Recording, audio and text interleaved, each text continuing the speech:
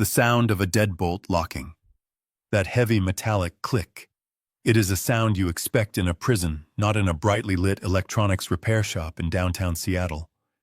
But that was exactly what I heard when George Higgins, a man I had known since he was just a kid riding bicycles with my son, turned the lock on the backroom door.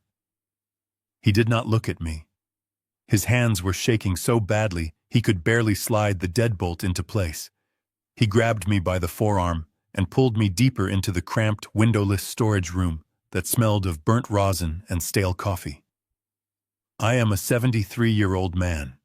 I spent 40 years of my life as a structural engineer building steel bridges that can withstand earthquakes. I am not easily shaken. But when George leaned in close, his face pale and covered in a cold sweat, the whisper that left his lips made my blood run completely cold. He said, "Check the will, Uncle Rick. You are next." Let me pause right here. If you are watching this video right now, I need you to listen very carefully. Sometimes the people we build our entire lives around, the people we share our homes and our wealth with, are the very ones waiting for us to close our eyes so they can take everything. If you have ever felt that sting of betrayal from your own flesh and blood, please hit the subscribe button right now. Tell me in the comments what city or state you are watching from. It gives me strength to know I am not speaking into the void, and it helps this channel bring these important stories to light. Do not forget to like this video, because what I am about to tell you will make you question everything you thought you knew about family loyalty. I stood there in the dim light of the back room staring at George. I asked him what he was talking about. My wife Diane had passed away 6 months ago. The coroner said it was a sudden heart attack in the middle of the night, a tragic, unavoidable event for a woman her age. I had brought her glasses to George just an hour earlier. They were a pair of expensive tortoise-shell smart glasses I had bought for her last Christmas. Diane had started showing early signs of mild memory loss, nothing severe, just forgetting where she put her keys or whether she had taken her vitamins. The glasses had a built-in camera and voice assistant to help her record small reminders. The right hinge had come loose, and I simply wanted George to tighten it so I could keep them in a memory box on my nightstand. George did not answer my question. Instead, he turned to his cluttered workbench. Monitors cast a harsh blue glow across his face. He picked up Diane's glasses. His hands were still trembling as he plugged a small black cable into the hidden port on the frame, connecting it directly to his main computer terminal. I watched his fingers fly across the keyboard. He was breathing heavily, almost panicking. He looked over his shoulder at the locked door, as if he expected someone to bust through it at any second. I asked him again, raising my voice, "George, what is going on? What do you mean I am next?" George swallowed hard and pointed at the computer screen. He told me that when he plugged the glasses in to run a diagnostic on the onboard memory, he found something buried deep in the system. He explained that someone had tried to wipe the internal drive.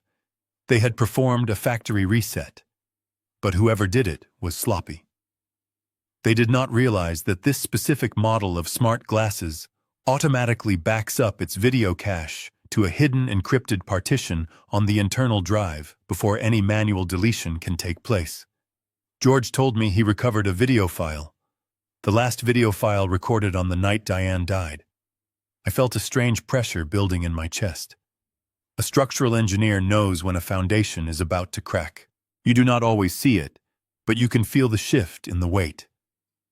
My entire reality was resting on a fault line, and George was about to trigger the earthquake. He clicked his mouse. A loading bar appeared on the screen, extracting the recovered file. George turned to me, his eyes full of a profound, heartbreaking pity. He said, "Uncle Rick, somebody brought this exact pair of glasses into my shop 2 days after Aunt Diane died. They asked my assistant to completely wipe the memory. They paid in cash. My assistant did the standard wipe, but he did not clear the ghost partition. I only found it today because I ran a deep sector scan to check the battery health." "Who brought them in?" I asked, my voice dropping to a low growl. George looked down at the floor. "It was Bradley," he whispered. Bradley. My son. My 42-year-old son. The boy I had carried on my shoulders. The boy I had sent to the best private schools in Seattle, paying for his fancy degree so he could become a hotshot venture capitalist. The boy who had stood beside me at Diane's funeral, crying into my shoulder, telling me we only had each other. Why would Bradley secretly try to wipe his mother's glasses? Before I could process the betrayal of that single fact, the video file finished loading. The screen went black for a brief second. Then the footage began to play. It was completely silent at first. The camera angle was tilted low to the ground. It took my brain a few seconds to understand what I was looking at. It was the first-person perspective from the glasses. They were on Diane's face. The view was looking up from the floor of our living room. I could see the pattern of our Persian rug. I could see the edge of the mahogany coffee table I had built with my own hands. And then I heard it. The sound of my wife gasping for air. It was a horrible, wet, desperate sound. The camera shook violently as she struggled on the floor. She was having the heart attack. My hands gripped the edge of George's workbench so hard my knuckles turned white. I wanted to look away, but I was paralyzed. I was watching the final agonizing moments of the woman I had loved for 40 years. But that was not the worst part. The worst part was what came into the frame next. 2 pairs of shoes stepped into the view of the camera. Expensive Italian leather loafers, and a pair of designer heels. The camera tilted slightly upward as Diane writhed on the floor. Standing over her, looking down with cold, emotionless expressions, were my son Bradley and his wife Monica. They were just standing there. They were not kneeling to help her. They were not holding her hand. They were not screaming for an ambulance. They were watching her die. The audio picked up a voice. It was Monica. Her tone was completely casual, as if she were discussing the weather. She looked at Bradley and said, "Let her go. Calling 911 now ruins the timeline." Bradley just nodded. He checked his watch. He literally looked at his watch while his mother choked on her last breaths at his feet. The video suddenly cut out. The screen went black. The silence in the back room of the tech shop was deafening. I could not breathe. I could not think. The steel pillars of my mind, the logic and reason I had relied on my entire life, completely collapsed. My son had murdered my wife, not with a weapon, but with cold, calculated apathy. He had watched her die to protect a timeline. What timeline? What plan? The words George whispered when he locked the door echoed in my ears like a siren. "Check the will. You are next." I had walked into that shop as a grieving widower, a retired engineer trying to hold on to a piece of plastic and glass to remember his wife. I walked out of that back room as a man who had nothing left to lose. I did not cry. I did not scream. A cold, dark clarity washed over me. Bradley and Monica thought they were dealing with a clueless, heartbroken old man. They thought I was just a stepping stone to whatever sick payout they were waiting for. They forgot who they were dealing with. I spent my life building things that could not be broken. Now I was going to use every ounce of my intellect, my resources, and my hidden strength to tear their lives down to the studs. I asked George to play the video again. He looked at me as if I had just asked him to hand me a loaded gun. His hands hovered over the keyboard, hesitating, his eyes pleading with me to let it go. But I did not move. I told him to press play. I needed to see it without the shock. I needed to watch it not as a grieving husband, but as a man examining a collapsed structure to find the exact point of failure. The screen flickered back to life. There it was again. The agonizing first-person view from Diane's glasses. The camera angle was low, capturing the intricate weaving of the Persian rug. That rug was an anniversary gift I bought her in Istanbul. Now it was her deathbed. The microphone picked up the horrific rattling sound of her lungs fighting for air. It is a sound that will echo in my nightmares until the day I die. Then came the polished Italian leather shoes. Bradley. my own flesh and blood. Standing right beside him were the sharp designer heels of my daughter-in-law, Monica. I watched their body language this time. There was no panic. There was no sudden shock. They were standing perfectly still like two executives evaluating a real estate investment. Let me tell you about my life before this moment. For 40 years, I worked as a senior structural engineer here in Seattle. If you have ever driven across the city, you have probably trusted your life to the steel and concrete I designed. My job was to calculate stress load bearing capacities and the exact limits of physical tension. I spent decades ensuring that when a storm hit, my bridges would hold. I applied that exact same philosophy to my family. I thought I was building an indestructible foundation for Bradley. When he was young, I worked 80-hour weeks, so he would never know the anxiety of an unpaid bill. I paid his tuition at an Ivy League university in full. When he wanted to start his venture capital firm, I gave him his first round of seed money. I was the reinforced steel in his life, absorbing all the pressure so he could stand tall. But as I stared at the computer monitor watching him look at his watch, while his mother suffocated, I realized the horrifying truth. The bridge I built for my family was completely rotten from the inside out. I had reinforced his wallet, but I had completely neglected to build his conscience.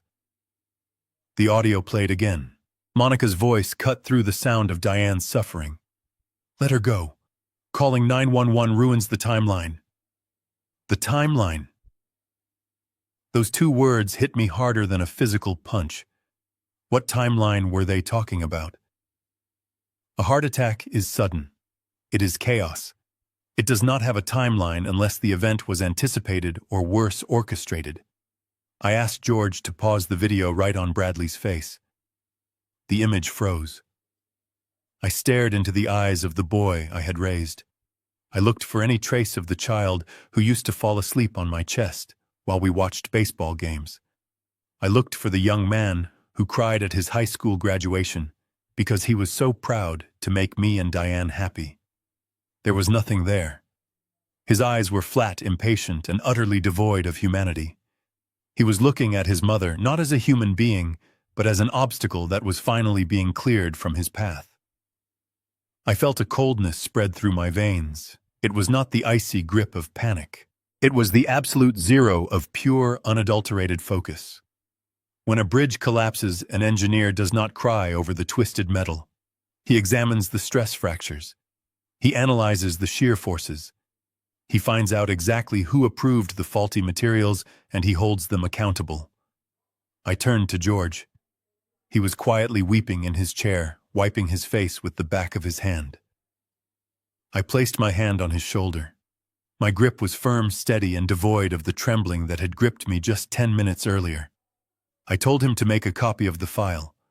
I told him to put it on an encrypted flash drive, and I told him to completely wipe the system cache, just like his assistant had failed to do. I needed Bradley to believe he had gotten away with it. I needed him to think his secret was safely buried in the grave with my wife. George nodded, his fingers flying across the keyboard to execute my instructions. He asked me what I was going to do. He offered to call the police right then and there. I shook my head. The police would look at a video of two people failing to act during a medical emergency. They might charge them with negligence or failure to render aid, but high-priced lawyers would tear that apart in a courtroom. They would claim shock, panic, or confusion.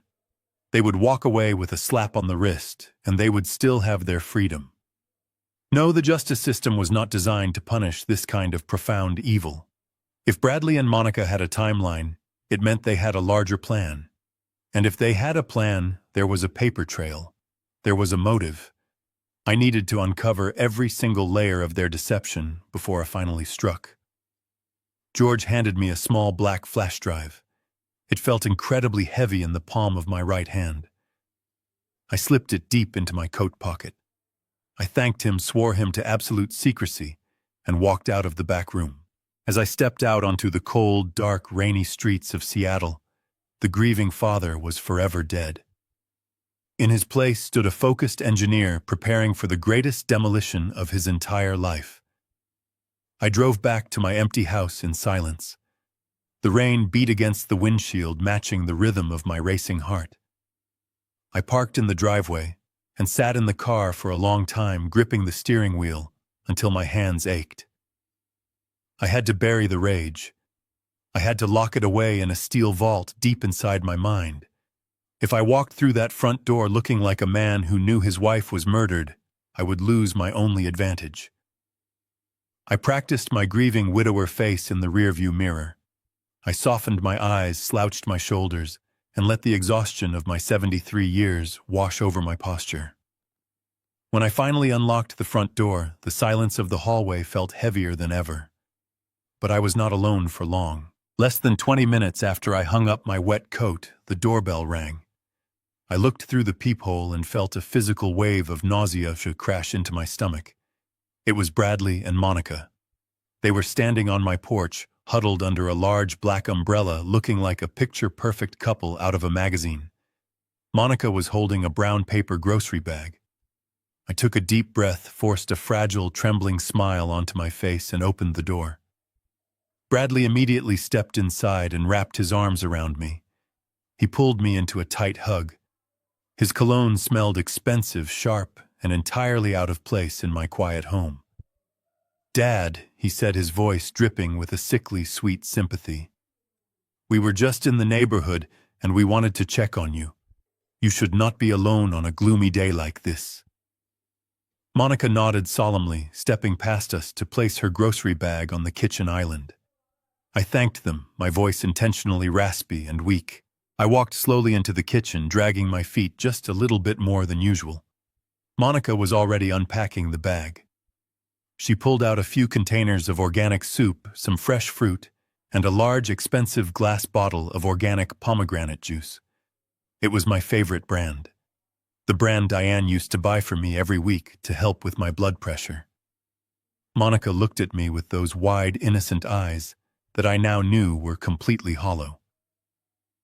"We brought you some dinner, Rick," she said softly. "Bradley noticed you have not been answering your phone much this week. We are just so worried about your health.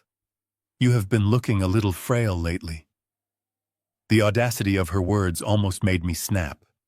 She was standing in the exact spot where my wife had gasped for her last breath, acting like a concerned angel. I told them I was just tired, that I missed Diane. Bradley placed his hand on my shoulder, giving it a reassuring squeeze. "I know, Dad," he murmured. "We all miss her. But Mom would want you to stay healthy. She would want you to take care of yourself." He reached over, unscrewed the cap of the pomegranate juice, and poured a generous amount into a crystal glass from the cabinet.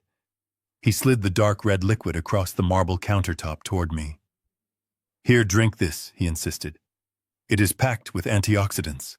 It will give you some energy. You need to keep your strength up for the probate meetings next month." I stared at the glass. The dark ruby-red liquid caught the dim light of the kitchen pendant lamps. I reached out and wrapped my fingers around the cold crystal. As I lifted the glass toward my face, the overhead light illuminated the rim. My background in structural engineering trained me to notice microscopic imperfections. To the untrained eye, the glass looked perfectly clean, but I could see it. Just along the inner edge, right where my lips were meant to touch the crystal, there was a faint powdery white residue. It was almost completely dissolved into the dark red juice, but not quite. The sediment was clinging to the microscopic ridges of the glass. My heart stopped. My gut instinct, honed by decades of survival in high-stakes construction, screamed at me. This was not a visit out of love. This was a calculated delivery. I did not know what that white powder was, but I knew with absolute certainty that it was part of their timeline. I brought the glass inches from my mouth. I paused. I looked up at Bradley. He was watching me intently. His casual posture was a complete lie. The muscles in his jaw were tight. His eyes were locked on the glass, tracking its movement toward my lips. Monica had stopped unpacking the groceries. She was standing perfectly still by the refrigerator, her gaze fixed on me. The silence in the kitchen stretched out, becoming thick and suffocating. They were waiting. They were holding their breath, waiting for me to swallow whatever poison they had crushed into my drink. I held the glass right under my nose. I could smell the tart, sweet scent of the pomegranate, masking whatever chemical was sitting on the rim. I smiled at my son. A slow, grateful, entirely fabricated smile. "You are right," I whispered, my voice thick with fake emotion. Diane always wanted me to take care of my heart, especially now that I am all alone in this big, empty house. I lowered the glass without taking a single sip and placed it gently back onto the cool marble counter. I appreciate the thoughtful gesture, but my stomach is feeling a little unsettled right now. I think I will save this juice for my dinner tonight, right after I have some of that hot organic soup you brought. The flash of sheer disappointment in Bradley's dark eyes was instant cold and absolutely terrifying. He quickly masked it with a nod, but the damage was done. I knew they were trying to kill me. They did not stay much longer after that. The conversation dried up quickly, replaced by an uncomfortable silence that filled the kitchen like a heavy fog. Bradley checked his watch, the exact same gesture he made while standing over his dying mother, and announced they had to get back to the city for a dinner reservation. Monica gave me another hollow hug, her expensive perfume lingering in the air, like a toxic vapor. I stood perfectly still in the entryway until I heard his sports car roar to life and fade down the wet suburban street. Once the house was completely quiet, I walked back into the kitchen. I picked up the crystal glass. The dark red liquid swirled against the glass, the white residue still clinging to the rim. I did not pour it down the sink. If I poured it down the drain, I would have no visual evidence of their lethal intent. Instead, I carried the glass into the living room. By the large bay window stood a beautiful ficus plant. It was Diane's favorite indoor tree. She used to spend her Sunday mornings carefully wiping the dust off its broad leaves. I stood over the terracotta pot for a moment, whispering a quiet apology to my late wife. Then I tipped the crystal glass and poured the entire contents into the dark potting soil. The earth soaked up the red liquid instantly. I took the glass back to the kitchen and scrubbed it with scalding hot water and dish soap until my hands were raw. That night, I did not sleep. I lay awake in the dark, listening to the rain drumming against the roof, running through every structural calculation of my life. I was trying to figure out where I had miscalculated so terribly with my son. By the time the first gray light of dawn crept through the bedroom blinds, I had no answers, only a cold, hardened resolve.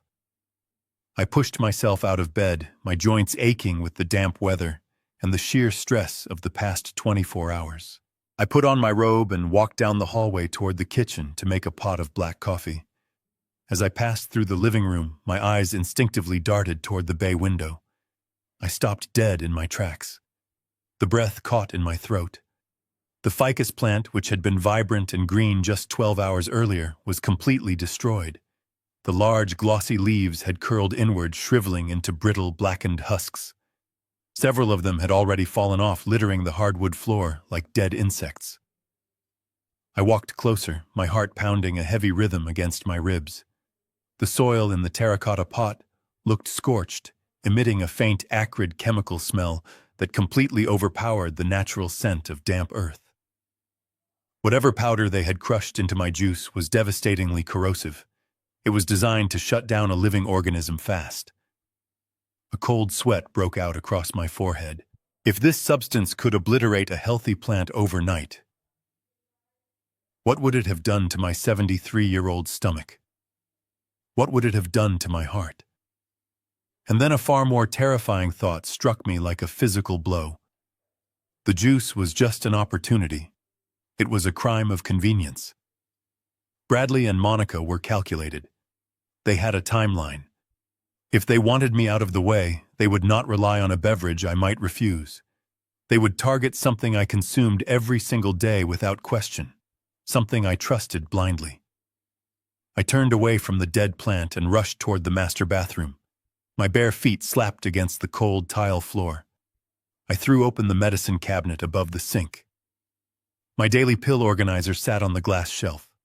Every morning I took a specific beta blocker to manage my blood pressure. It was a small, pale blue tablet. I popped open the compartment for Thursday and tipped the pills into the palm of my hand. At first glance, the pale blue pill looked completely normal, but I am an engineer. I pulled open the top drawer of my vanity and took out the illuminated magnifying glass I used for reading small blueprints. I turned on the LED light and held the lens over the blue tablet. Under the harsh magnified light, the deception was glaringly obvious. My prescribed beta blocker had a specific numeric code stamped across the center, and the edges were perfectly smooth. The pill sitting in my hand had no code.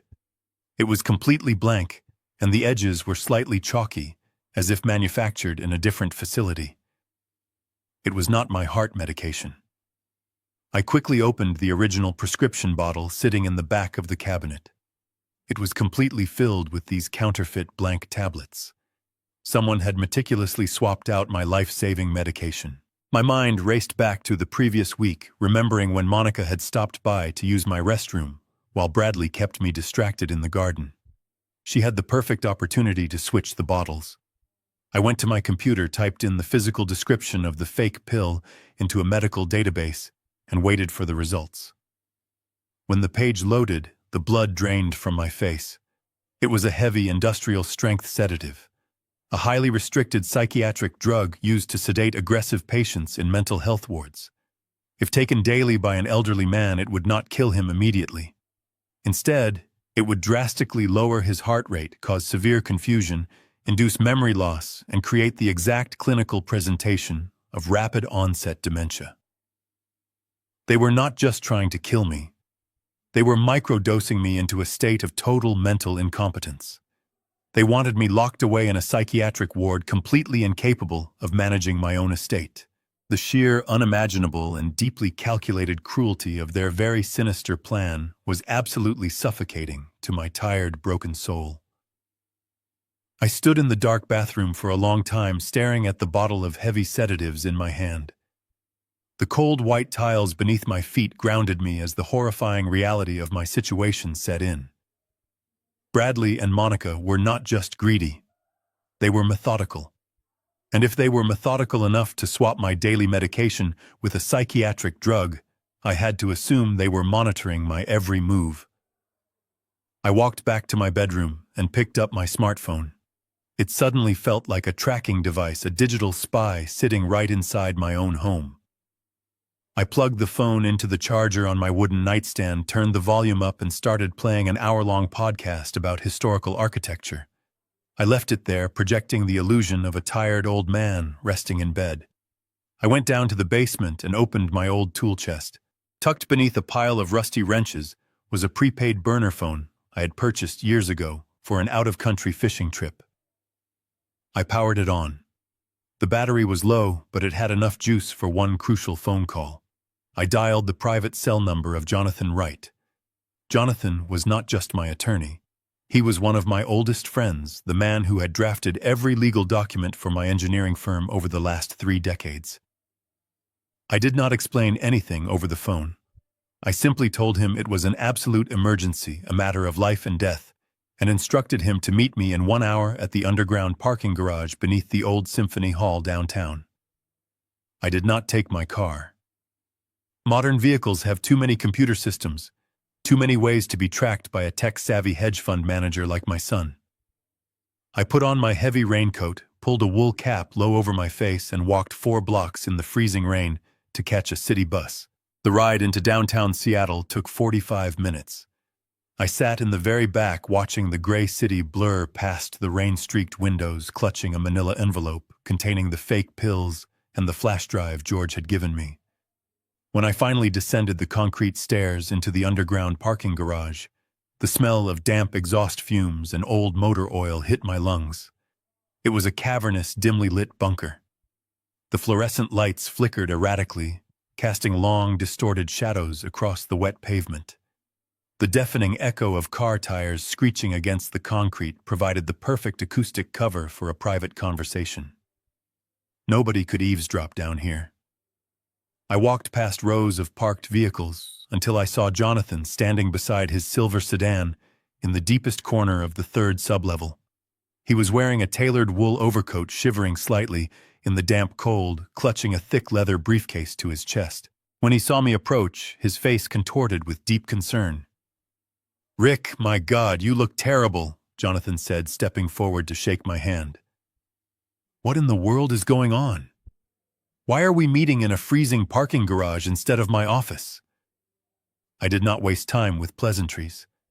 I reached into my pocket and handed him the small plastic bag containing the counterfeit pill. I told him what it was. I told him about the dead ficus plant, the white powder on the crystal glass of pomegranate juice, and the agonizing video file safely stored on the encrypted flash drive in my coat pocket. As I spoke, Jonathan's face went from pale to completely ashen.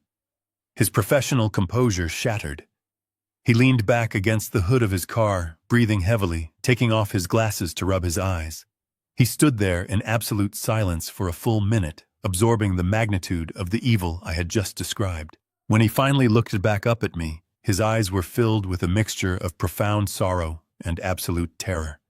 He unlatched his leather briefcase with trembling fingers. "Rick," he said, his voice barely rising above the low hum of the garage ventilation system.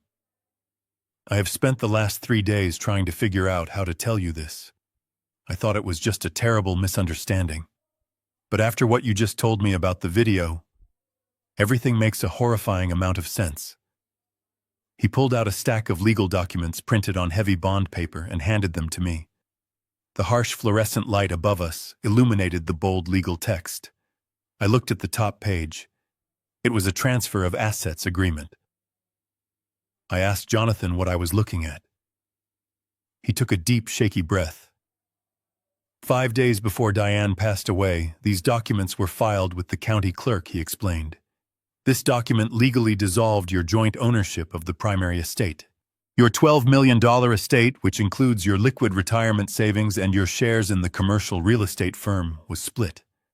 And Diane's entire $6 million was immediately transferred into a private, irrevocable trust. I stared at the signature at the bottom of the page. It was Diane's handwriting. But I knew my wife. I knew she would never do something like this behind my back. I asked Jonathan who controlled this irrevocable trust.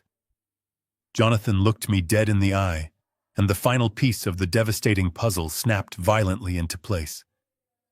"Bradley controls it," he said. "He is the sole trustee and the sole beneficiary. Diane supposedly signed away her entire life savings to him, effectively cutting you out completely just 5 days before her heart failed. They did not just kill her for sheer convenience, Rick. They killed her for $6 million in cold, hard cash. And if they are trying to drug you into a state of permanent dementia, it is because they desperately need to take legal control of your remaining half next." I stared at the piece of paper in my trembling hands, my eyes locked on the ink that formed my late wife's name. Diane. The cursive loops were identical to the way she had signed every birthday card, tax return, and mortgage document for the last 40 years. To a county clerk processing hundreds of forms a day, it would look flawless. To a probate judge casually glancing over a legal brief, it would pass without a second thought. But they were not structural engineers. I spent my entire career analyzing stress points, weight distribution, and the physical impact of force on different materials. When you draft blueprints by hand, as I did for decades before computers took over the industry, you learn a lot about the pressure of a pen. You learn how ink behaves when a hand hesitates. I ran my index finger over the back of the thick bond paper. I could feel the deep raised grooves where the pen had pressed into the page.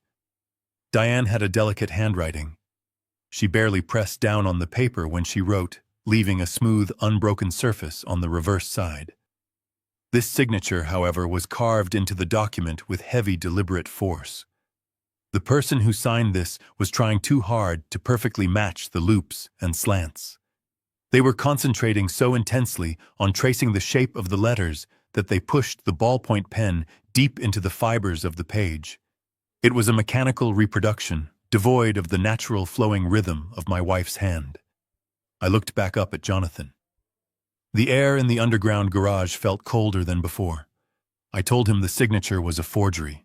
I explained the pressure points, the hesitation marks visible only under close inspection, and the sheer impossibility of Diane gripping a pen with that much force in the final days of her life, when her arthritis had flared up so badly she could barely hold her teacup. Jonathan nodded slowly, his expression grim. He did not doubt me for a single second. He knew Diane just as well as I did. But he was not finished delivering the devastating news. He reached back into his leather briefcase and pulled out another manila folder. The folder looked heavier than the first one. He hesitated for a moment, as if he wanted to shield me from whatever poison was waiting inside those pages. "Rick," he said, his voice dropping to a harsh whisper.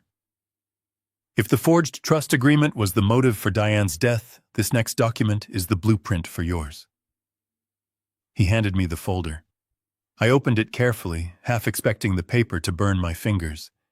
It was an insurance policy, a massive life insurance policy taken out on my life 3 months ago. I scanned the bold print at the top of the page. The death benefit was staggering. $5 million.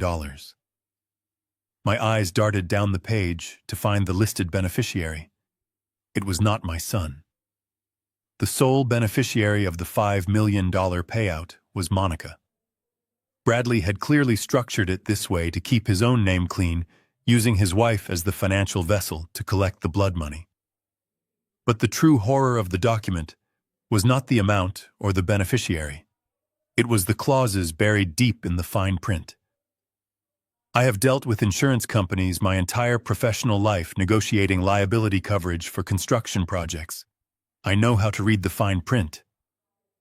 Jonathan pointed a shaking finger at a highlighted paragraph near the bottom of the 3rd page. "Read the conditions of the payout," he instructed, his voice thick with disgust. I read the words aloud, my voice echoing slightly against the concrete pillars of the parking garage.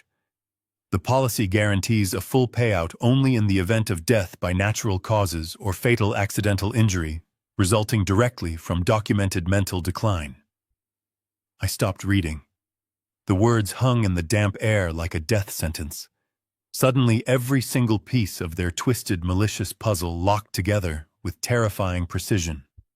The counterfeit pills in my medicine cabinet, the heavy sedatives designed to destroy my cognitive function, the fake smiles and the organic pomegranate juice laced with corrosive powder. It all made perfect sense now. If they simply shot me or pushed me down a flight of stairs, the police would investigate.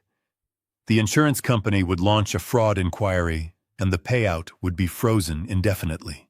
But if a 73-year-old man suffering from rapid-onset dementia accidentally wandered out into the freezing Seattle rain and died of exposure, no one would ask any questions. If an old man whose mind had been chemically erased by stolen psychiatric drugs accidentally slipped in his bathtub or drove his car into a concrete embankment, it would be ruled a tragic but natural consequence of his mental decline.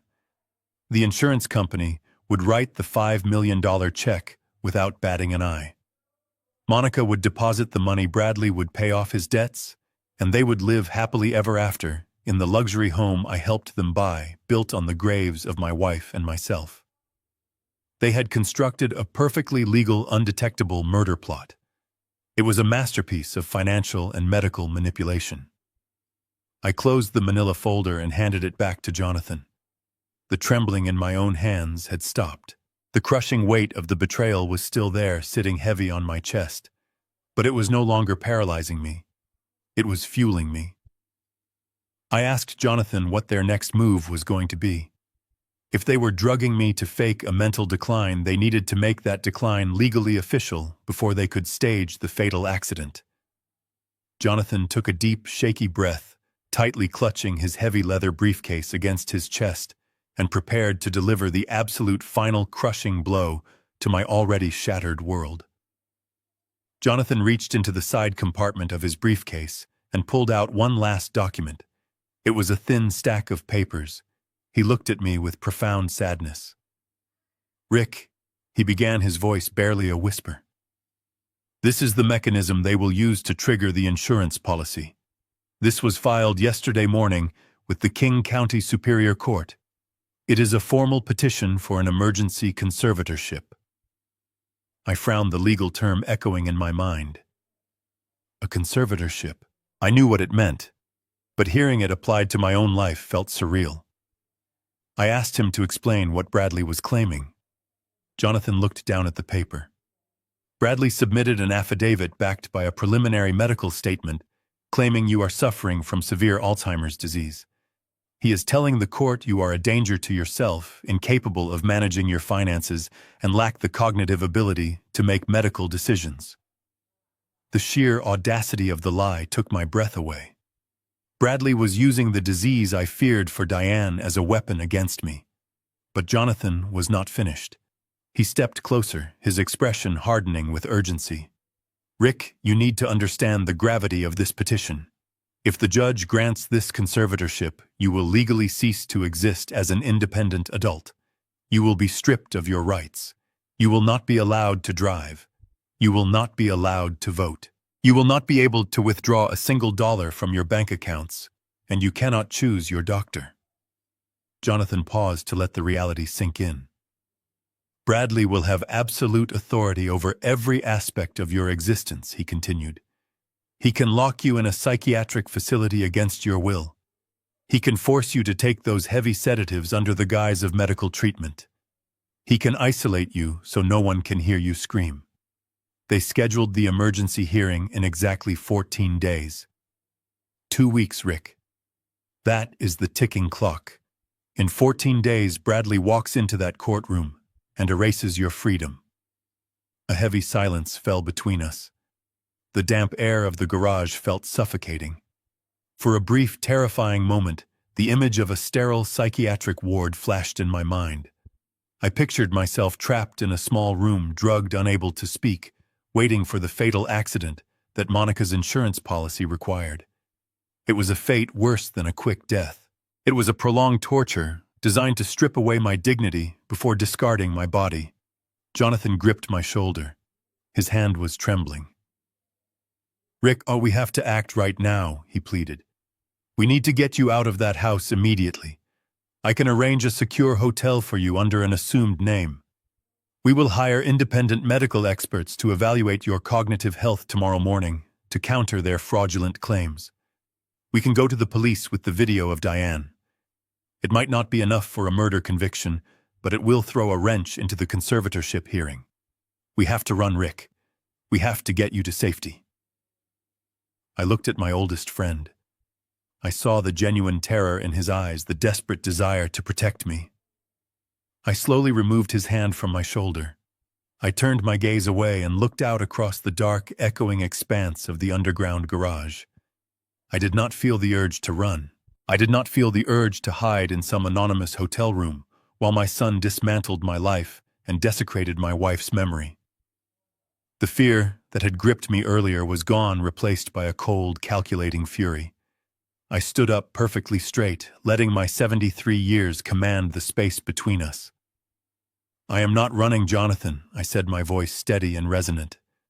I am not hiding in a hotel room, and I am not giving that monster the satisfaction of seeing me retreat. For 40 years, I worked in a profession that required absolute precision, relentless focus, and a complete understanding of structural weaknesses. I built skyscrapers, Jonathan. I laid the foundations for towers that touch the clouds. I know exactly how much pressure a support beam can take before it snaps. Jonathan stared at me, completely stunned by the sudden shift in my demeanor. I took a step closer, my eyes burning with unyielding resolve. I have spent my entire life building things up. I continued, the words flowing from me with icy clarity. I built a business. I built a fortune. I built a family. I thought I had built a legacy. But the foundation of that legacy is rotten, and the architects of that rot are sleeping soundly, thinking they have already won. They think I am just a weak, grieving old man who will quietly slip into the shadows of a psychiatric ward. I pulled out the encrypted flash drive, holding it like a physical weapon. "They are wrong," I said, my voice dropping to a low, dangerous register. "I am not going to let them erase me. I am going to use these next 14 days to map out every single crack in their foundation. I am going to find out who they are working with, how they forged those documents, and what they plan to do next. I am going to let them walk into that courtroom believing they have the upper hand." Jonathan swallowed hard, awe and fear washing over his face. "What are you saying?" he whispered. "I am saying that we are not going to play defense," I replied. "We are going to let them build their little house of cards all the way to the top. And then when the entire world is watching, I am going to rip the foundation right out from under them. I built skyscrapers, Jonathan. Now I am going to demolish one, and I am going to make sure Bradley is standing on the top floor when it falls." I left the underground parking garage and took the bus back to my empty neighborhood. My mind was no longer clouded by grief or confusion. It was running with the cold, mechanical precision of a project manager coordinating a major demolition. I did not go to the police. I did not seek out a private investigator from the Yellow Pages. I needed someone who operated entirely outside the boundaries of the law, someone who could turn my home into an invisible fortress without leaving a single paper trail. Through a contact I had made years ago during a corporate espionage dispute at my engineering firm, I reached out to an underground cybersecurity expert. He went by the name Elias. He was expensive, he demanded to be paid in untraceable cryptocurrency, and he promised absolute discretion. I told him to meet me at my house at 2 a.m. Bradley and Monica believed I was dutifully taking my nightly sedatives. They thought I was currently lying in my bed, lost in a chemically induced fog, entirely unaware of my surroundings. They were completely wrong. I was wide awake, standing by the back door in the pitch-black kitchen, waiting for the shadow to arrive. At exactly 2 o'clock, a soft knock echoed against the heavy oak frame of the kitchen door. I opened it to find Elias standing in the pouring rain. He was dressed entirely in black, carrying 2 heavy reinforced tactical cases. He did not say a word. He stepped inside, wiped his boots on the mat, and gave me a curt nod. I locked the deadbolt behind him. The house was dead silent save for the rhythmic drumming of the rain against the roof shingles. I had built this house from the ground up 30 years ago. I poured the concrete foundation. I framed the walls. I drove every single nail into the floorboards with my own 2 hands. I designed it to be a sanctuary for my wife and my son. A place where the harshness of the outside world could never reach them. As I watched Elias open his cases, revealing tangles of fiber optic wires, microscopic lenses, and advanced listening devices, a profound sense of sorrow washed over me. I was violating the sanctity of my own home. But I had no choice. The sanctuary had already been breached. The monsters were not outside. They had the keys to the front door. I guided Elias into the formal dining room. The space was dominated by a massive imported crystal chandelier hanging from the vaulted ceiling. I remember the weekend I installed that chandelier. Diane stood at the bottom of the ladder, her hands pressed nervously against her cheeks, warning me to be careful as I hoisted the heavy brass fixture into place. Now Elias stood on that very same ladder. He carefully unscrewed a decorative crystal teardrop and replaced it with a flawless acrylic replica containing a 360-degree high-definition camera. He ran a hair-thin wire up the heavy brass chain, splicing it directly into the main power line. Next, we moved into the grand foyer. Flanking the front entrance were 2 heavy bronze statues of rearing horses I had purchased from an estate sale in London. Elias pulled a high-speed precision drill from his case. The sound of the drill biting into the thick metal was agonizingly loud in the quiet house. But I knew the heavy insulation I had installed in the walls would muffle the noise from the street. He hollowed out the dark eyes of the horses and inserted microscopic lenses. Every person who walked through my front door would now be watched by the cold, unblinking eyes of those bronze figures. From there, we moved through the hallways and the living room. Elias dismantled the smoke detectors I had meticulously wired into the ceiling 20 years ago to keep my family safe from fire. Inside the plastic housing of each detector, he planted military-grade omnidirectional microphones capable of picking up a whisper from 40 feet away. I watched him work with a detached clinical fascination. I traced my fingers along the smooth, sanded edge of the mahogany doorframe. I remembered sanding that wood until my hands blistered, wanting everything to be perfect for Bradley's childhood home. I had spent decades trying to protect him from the world. I had built walls to keep him safe. Now I was lacing those same walls with digital tripwires to catch him in the act of destroying me. The irony was a bitter pill harder to swallow than the fake sedatives sitting in my bathroom cabinet. I was turning the monument of my family's love into an execution chamber for my only child. By 5 a.m, the installation was complete. Elias had transformed the dusty, unfinished root cellar in my basement into a state-of-the-art command center.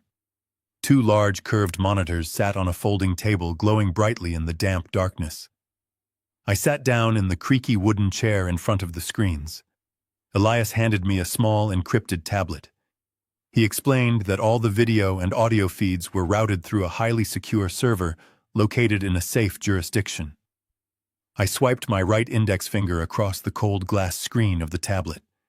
Instantly, the monitors flared to life. The dining room, the foyer, the living room, and the kitchen were displayed in high-definition video.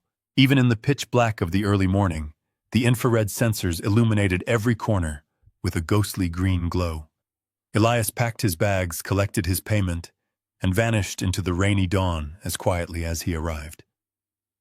I sat alone in the basement, watching the silent feeds of my empty house. Bradley thought I was a ghost, fading away into dementia. But as I stared at the monitors, I realized the absolute truth. I was that ghost, and I saw everything. For 3 days, my life became a masterclass in deception. I maintained the posture of a man whose mind was slipping into dementia. When Bradley and Monica visited, I purposely forgot their names. I misplaced my keys in the refrigerator. I stared blankly at the dark television. Playing the victim, I saw triumph in my son's eyes. They thought the sedatives worked perfectly. They thought they had broken me. When their car left the driveway, the act dropped. I locked the doors, drew the curtains, and descended into my basement command center. I spent hours watching recorded feeds, listening to conversations, waiting for a slip.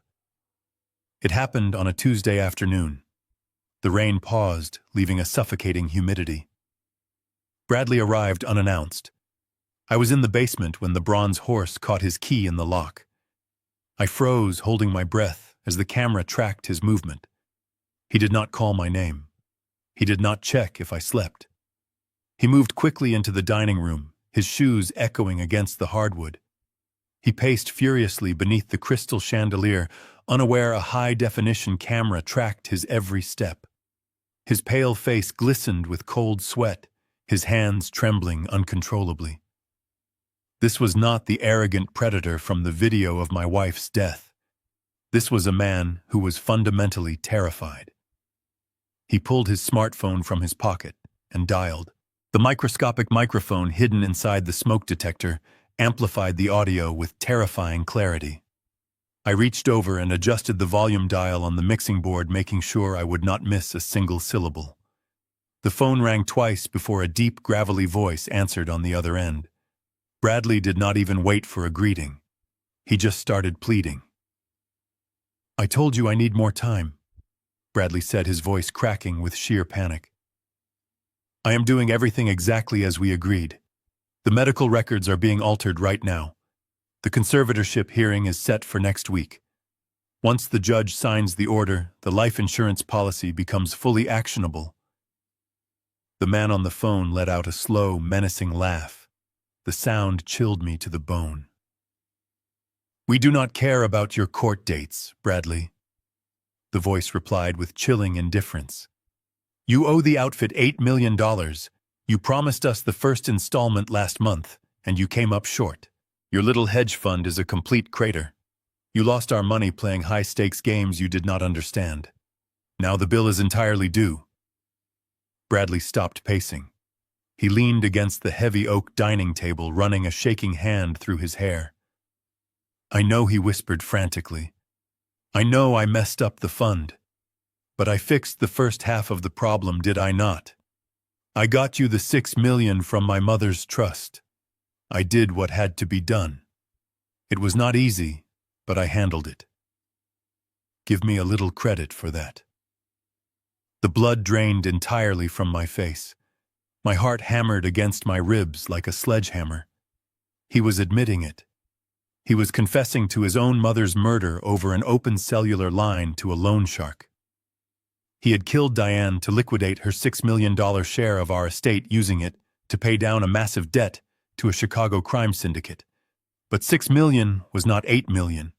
He was still $2 million short, and the mafia was not known for their forgiveness. That is exactly why they had taken out the $5 million insurance policy on my life. The voice on the phone cut through Bradley's desperate excuses. "We do not give credit for partial payments," the man sneered. "You still owe us $2 million plus interest, and our patience is completely gone. You have exactly 30 days, Bradley. 30 days from today. If the rest of the money is not in our offshore account by the end of the month, we are not going to bother calling you again. We will just send someone to your lovely home in Lincoln Park, and we will take it out of your hide. Do you understand me?" Bradley was practically hyperventilating now. "Yes," he gasped. "Yes, I understand. I will have the money. My old man is fading fast. The sedatives are doing their job. He will have an accident soon, a tragic fall or something, and the policy will pay out $5 million. You will get every single penny I owe you. Just please call off your guys. Give me the 30 days. The line went dead. Bradley collapsed into one of the dining room chairs, dropping his phone onto the table. He buried his face in his hands and let out a long, ragged sob. I sat in the darkness of the basement, staring at the monitor. The sheer magnitude of his betrayal washed over me like a tidal wave of shattered glass. My son was not just a greedy, entitled child waiting for an inheritance.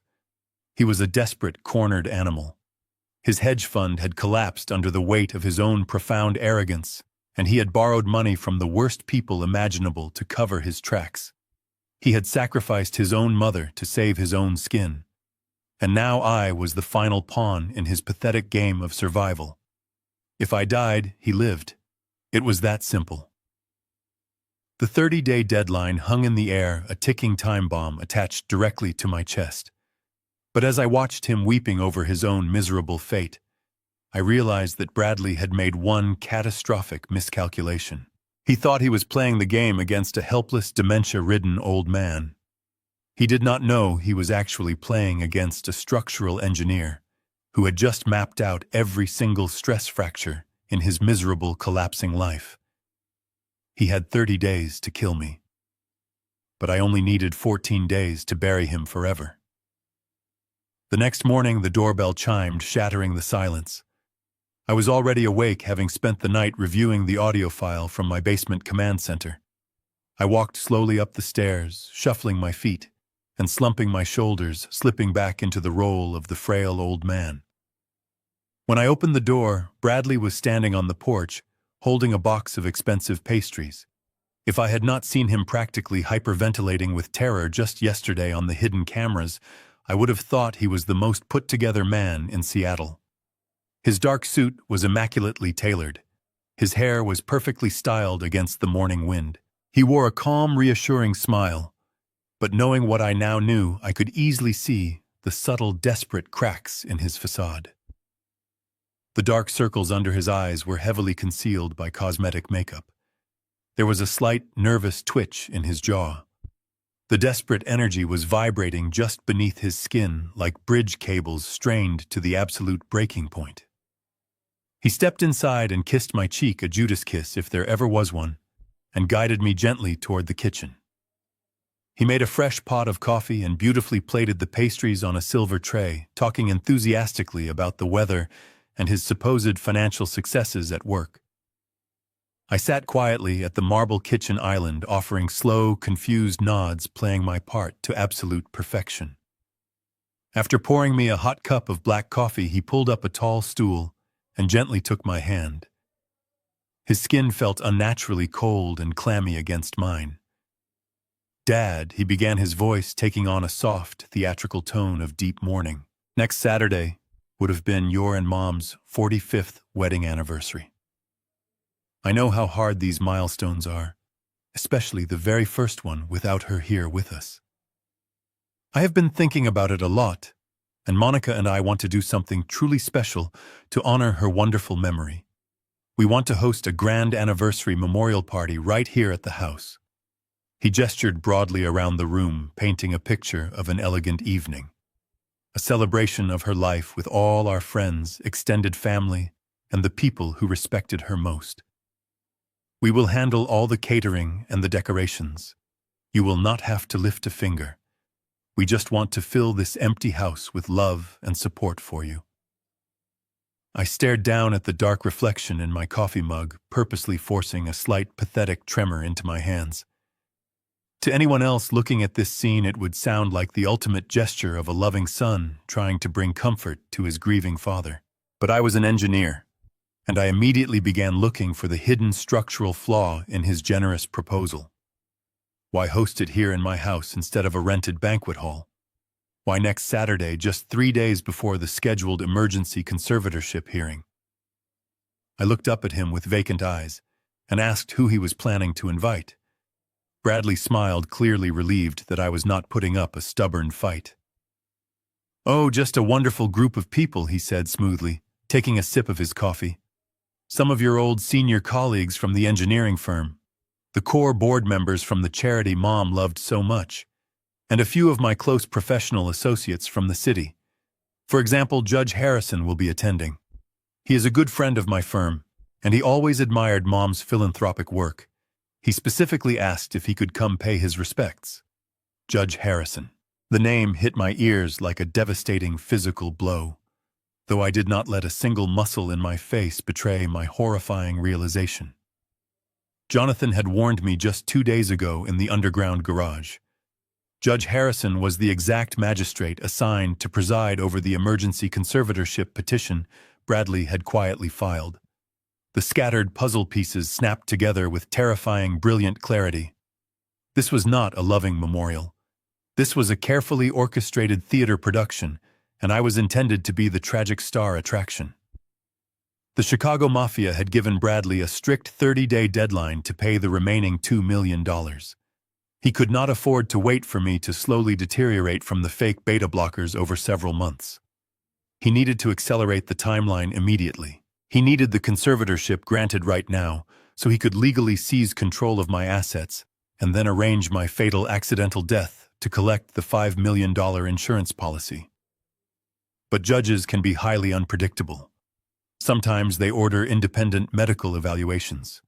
Sometimes they delay their rulings for weeks. Bradley could not afford a single delay. He needed the judge to see my supposed insanity with his own 2 eyes. I realized his plan. Next Saturday, my home would be filled with Seattle's elite, my former colleagues, and the one man who held the power to strip away my human rights. During the party, surrounded by witnesses, Bradley and Monica were going to drug me. Not with the slow-acting sedatives they had been slipping into my medicine cabinet, but with something fast, aggressive, and highly hallucinogenic. They would serve me a poisoned drink laced with a chemical that would cause a severe public psychotic break. They wanted the judge to watch me lose my mind in the middle of my own living room. They wanted me screaming at ghosts, knocking over tables, and appearing completely disconnected from reality. A breakdown of that magnitude would instantly eliminate any doubt in the judge's mind. The conservatorship would be granted the next morning without a second thought. I looked at my son, the desperate animal smiling warmly at me across the island, and gave him a slow, grateful nod. I told him it was a beautiful idea. I told him his mother would have loved it. The days leading up to the party were a whirlwind of fabricated affection and meticulously planned chaos. By late Friday afternoon, my house was overrun. Caterers marched through the doors carrying silver chafing dishes and crates of champagne. Florists arranged bouquets of white lilies on every available surface. Bradley and Monica directed the crew, acting like they already owned the property. I wandered through the bustling hallways, shuffling my feet, occasionally asking the same questions twice to maintain my illusion of a failing mind. Monica would pat my arm with condescending sweetness, guiding me out of the way of the workers. At 3 in the afternoon, I rubbed my eyes, feigned an exhausted yawn, and said I needed a long nap. They rushed me toward the stairs, eager to have the old man out of the way. But I did not go to my bedroom. I slipped down the back staircase and locked myself inside the basement command center. I sat down in the creaky wooden chair and activated the tablet. The monitors flared to life, dividing my home into high-definition grids. I watched Bradley arguing with a caterer over the temporary bar. But my eyes were immediately drawn to Monica. She was standing in the foyer, her head on a swivel, checking the sightlines of the hallway. Satisfied the workers were occupied, she slipped off her designer heels. She moved with practiced, silent steps up the grand staircase. My heart rate quickened as I tracked her progress from the hallway camera to the upstairs landing. She paused outside my master bedroom. She gently pressed her ear against the heavy mahogany door, listening for any sounds of a sleeping man. When she heard only silence, she slowly turned the brass handle and stepped inside my private sanctuary. The camera Elias had cleverly hidden inside the bedroom smoke detector captured her every move in stunning 4,000-pixel resolution. The infrared sensor bathed her in a sharp, ghostly light, highlighting the cold, predatory focus on her face. She did not hesitate. She did not cast a guilty glance around the room. She walked with absolute chilling purpose directly toward my walk-in closet. Hidden behind a row of my winter coats was a heavy steel wall safe. It was where I kept my vital documents, my passport, the deed to the house, and a comprehensive file containing my complete medical history. I watched as she reached behind the coats, her manicured fingers resting on the digital keypad. I leaned closer to the monitor, my breath caught in my throat. How could she possibly know the combination? I had never written it down. I had never spoken it aloud. And then a sickening memory flashed in my mind. 3 months ago, shortly after the funeral of Diane, Monica had insisted on helping me organize some insurance papers. She had stood right beside me, holding a cup of tea, perfectly positioned to watch my fingers punch the 6-digit code. She had memorized it, filing it away for this exact moment. On the screen, she typed the numbers with rapid, confident precision. The heavy steel door clicked and swung open. She reached inside and pulled out the large, thick manila folder full of my private medical records. Inside that folder were the results of a comprehensive neurological evaluation I had voluntarily undergone just 2 months prior, a precautionary measure after losing my wife. The documents legally certified that I possessed the cognitive function of a man 20 years my junior. My memory was flawless, my reasoning was sharp, and there was absolutely zero evidence of dementia. Monica opened the folder quickly, verifying the contents. Then she unzipped her oversized leather tote bag. She pulled out a nearly identical manila folder. I watched as she swapped the documents. She stuffed my genuine clean medical records deep into her bag, effectively erasing the legal proof of my sanity. In their place, she slipped the forged documents into my safe. I did not need to read the papers to know exactly what they said. They were the fraudulent evaluations Bradley had purchased from the corrupt doctor, officially diagnosing me with a highly aggressive terminal memory disease. They detailed a tragic history of paranoia, severe memory loss, and unpredictable outbursts. If the judge demanded proof of my mental decline during the conservatorship, hearing Bradley would simply point to my own safe. The authorities would open it, find the forged documents, and conclude that I had locked them away in a state of paranoid denial. It was a brilliantly evil maneuver, designed to use my own security measures against me. Monica carefully closed the heavy steel door of the safe, ensuring the electronic lock engaged with a solid beep. She adjusted the row of winter coats to perfectly conceal the metal keypad, erasing any trace of her intrusion. She slipped her shoes back onto her feet, smoothed out the wrinkles in her expensive dress, and walked out of the master bedroom with the calm, casual demeanor of a woman who had just finished arranging a vase of flowers. She had no idea that every single second of her federal crime had been meticulously captured, time-stamped, and automatically uploaded to an encrypted offshore server. I sat back in the darkness of the basement, my hands resting calmly on the folding table. I did not feel the crushing weight of betrayal anymore. The shock had completely burned away, leaving behind a pure, crystallized focus. They had forged the signature. They had bought the poison. Now they had planted the false evidence. The timeline was fully established, and the stage was perfectly set for their final act. I reached over and tapped the screen of the tablet, saving the high-resolution video file into a newly created folder. I titled it with her name. The trap was fully closed. Now all I had to do was wait for the party to begin and watch them walk right into it. I did not leave the basement for the rest of the evening. I sat in the dim light of the monitors, the silence of the underground room pressing heavily against my shoulders. Upstairs, the house was filled with the sounds of preparations, the clinking of glasses, and the low hum of voices. They were building a stage for my destruction, but down here I was arming a devastating countermeasure. Just past midnight, my burner phone vibrated against the wooden table. It was a single encrypted text message from Elias. The message contained only a string of numbers, an IP address, and a complex decryption key. I quickly typed the credentials into my secure tablet. A loading screen appeared, replaced seconds later by a vast, organized directory of digital files. Elias had not just cracked Bradley's personal devices. He had bypassed the firewalls of my son's offshore financial servers.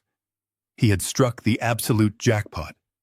I opened the first folder labeled with the name of a shell corporation registered in the Cayman Islands. My eyes scanned the lines of code and text, translating the complex financial jargon into a horrifyingly clear narrative. Bradley had been running a massive Ponzi scheme through his venture capital firm, and when the market turned, he had desperately sought liquidity from the worst possible source. I clicked on a subfolder containing months of archived email correspondence. These were not the polished professional emails of a successful hedge fund manager. They were frantic, desperate messages sent over a heavily encrypted network to a server located in downtown Chicago. I read through the exchanges, feeling a cold knot tighten in my stomach. The syndicate did not use names, only numerical designations, but their intent was brutally clear. They had loaned Bradley $8 million to cover his catastrophic trading losses under the strict condition of an extortionate interest rate and a rigid repayment schedule. When Bradley missed his first major deadline, the tone of the emails shifted from professional threats to explicit promises of violence. One email dated just 3 weeks before Diane passed away explicitly detailed what they would do to Monica if the money was not delivered. The terror in Bradley's responses was palpable. He begged for more time. He promised them a massive influx of capital. He outlined his plan to liquidate a substantial family asset to cover the initial $6 million. Reading his words, I realized he had bargained his mother's life to buy himself a temporary pardon. He had traded her existence for a brief reprieve from the monsters he had invited into his life. But the most damning evidence was not in the emails. It was in the ledgers. I opened a massive spreadsheet tracking offshore wire transfers. My eyes followed the rows of numbers tracing the flow of illicit funds across international borders. I found the transfer of $6 million, the exact amount stolen from Diane's trust, routed directly into the syndicate's holding account just 2 days after her funeral. But right beneath that transaction was another wire transfer. This one was much smaller, exactly $250,000 sent from Bradley's personal offshore account to a private bank in Switzerland. I traced the routing number, matching it to an encrypted invoice Elias had managed to intercept. The invoice was billed to a consulting firm owned by a local Seattle physician. I stared at the name on the screen. Dr. Aris Thorne. It was the exact same doctor who had arrived at our house the night Diane died. The man who had signed her death certificate confidently ruling her passing as a natural myocardial infarction, thereby completely avoiding a mandatory autopsy. Bradley had not just let his mother die on the floor.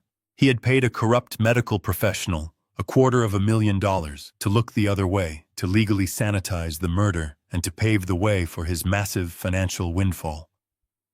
The absolute depravity of the entire criminal conspiracy was truly staggering to comprehend.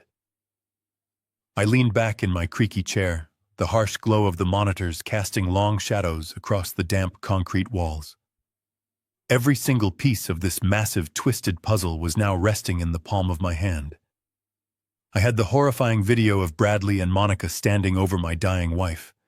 I had the clear audio recording of his desperate confession to the violent loan shark.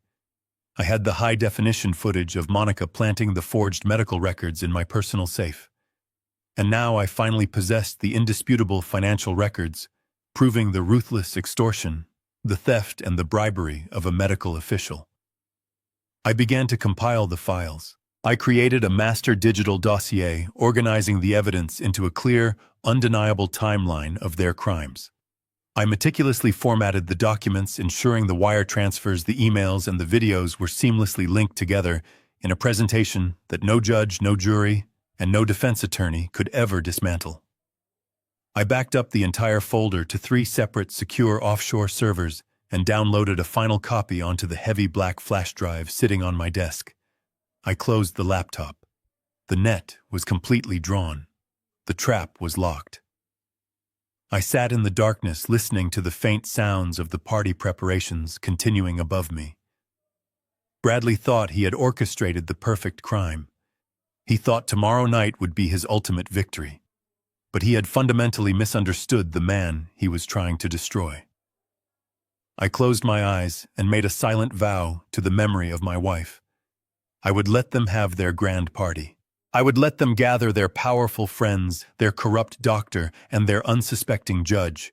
I would let them raise their glasses in a toast to their own brilliant deception. And then when they were standing at the very peak of their arrogance, I would unleash a storm that would wipe their names from the face of the earth. The house was finally completely quiet.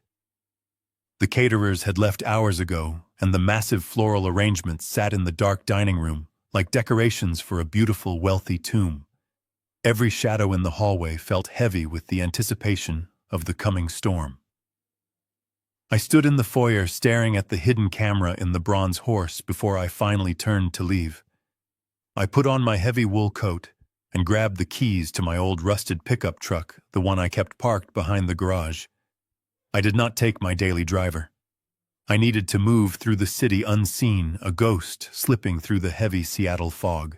The silent drive to the cemetery took exactly 20 minutes. The rain had stopped leaving behind a thick, suffocating mist that clung to the streetlights and rolled across the wet pavement. I pulled through the wrought iron gates of the memorial park. The grounds were completely deserted. The only sound was the crunch of my heavy boots against the damp gravel path as I made my way toward the eastern slope. I found her headstone easily. Even in the dark, my internal compass always pointed toward Diane. I stood at the foot of her grave looking down at the smooth granite slab.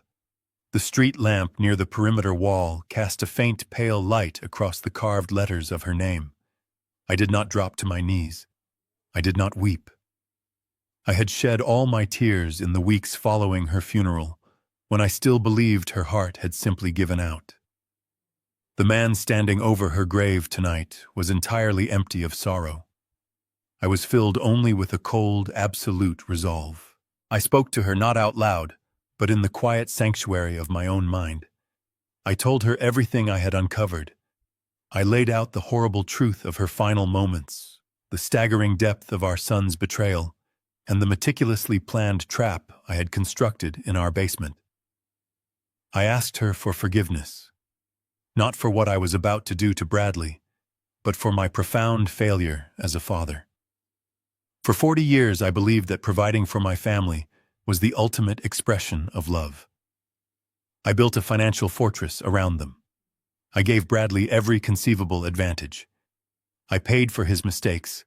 I shielded him from the consequences of his arrogance, and I paved a perfectly smooth road for his ambitions. I thought I was being a good father, but as a structural engineer, I should have known the fundamental law of materials. Steel only becomes strong when it is subjected to intense heat and immense pressure. If you shelter a material from all friction, it becomes brittle. It looks solid on the surface, but the moment it bears any real weight, it shatters. I had raised a brittle man. I had created a monster of entitlement and cowardice, a creature who loved money more than he loved the woman who gave him life. And now that monster was coming to devour me. The fog rolled over the grass, brushing against the ankles of my boots. I thought about the first time I held Bradley in the delivery room. He was so small, so entirely dependent on me. I had promised the universe that I would protect him from every danger in the world. I never imagined that one day he would become the danger. The philosophy of fatherhood is a strange, agonizing burden. We are biologically wired to preserve our offspring at all costs. To turn against your own flesh and blood feels like a violation of the natural order. It goes against every instinct stitched into my DNA. But true morality is not bound by genetics. Blood makes you related, but it does not excuse murder. Blood does not grant you the right to watch your mother suffocate on a living room rug while you check your watch. I realized standing there that justice and family were no longer compatible. To serve one, I had to completely obliterate the other. If I let Bradley walk away, if I just handed him the money and faded into the background, I would be an accomplice to Diane's murder. I would be validating his evil. I could not allow that.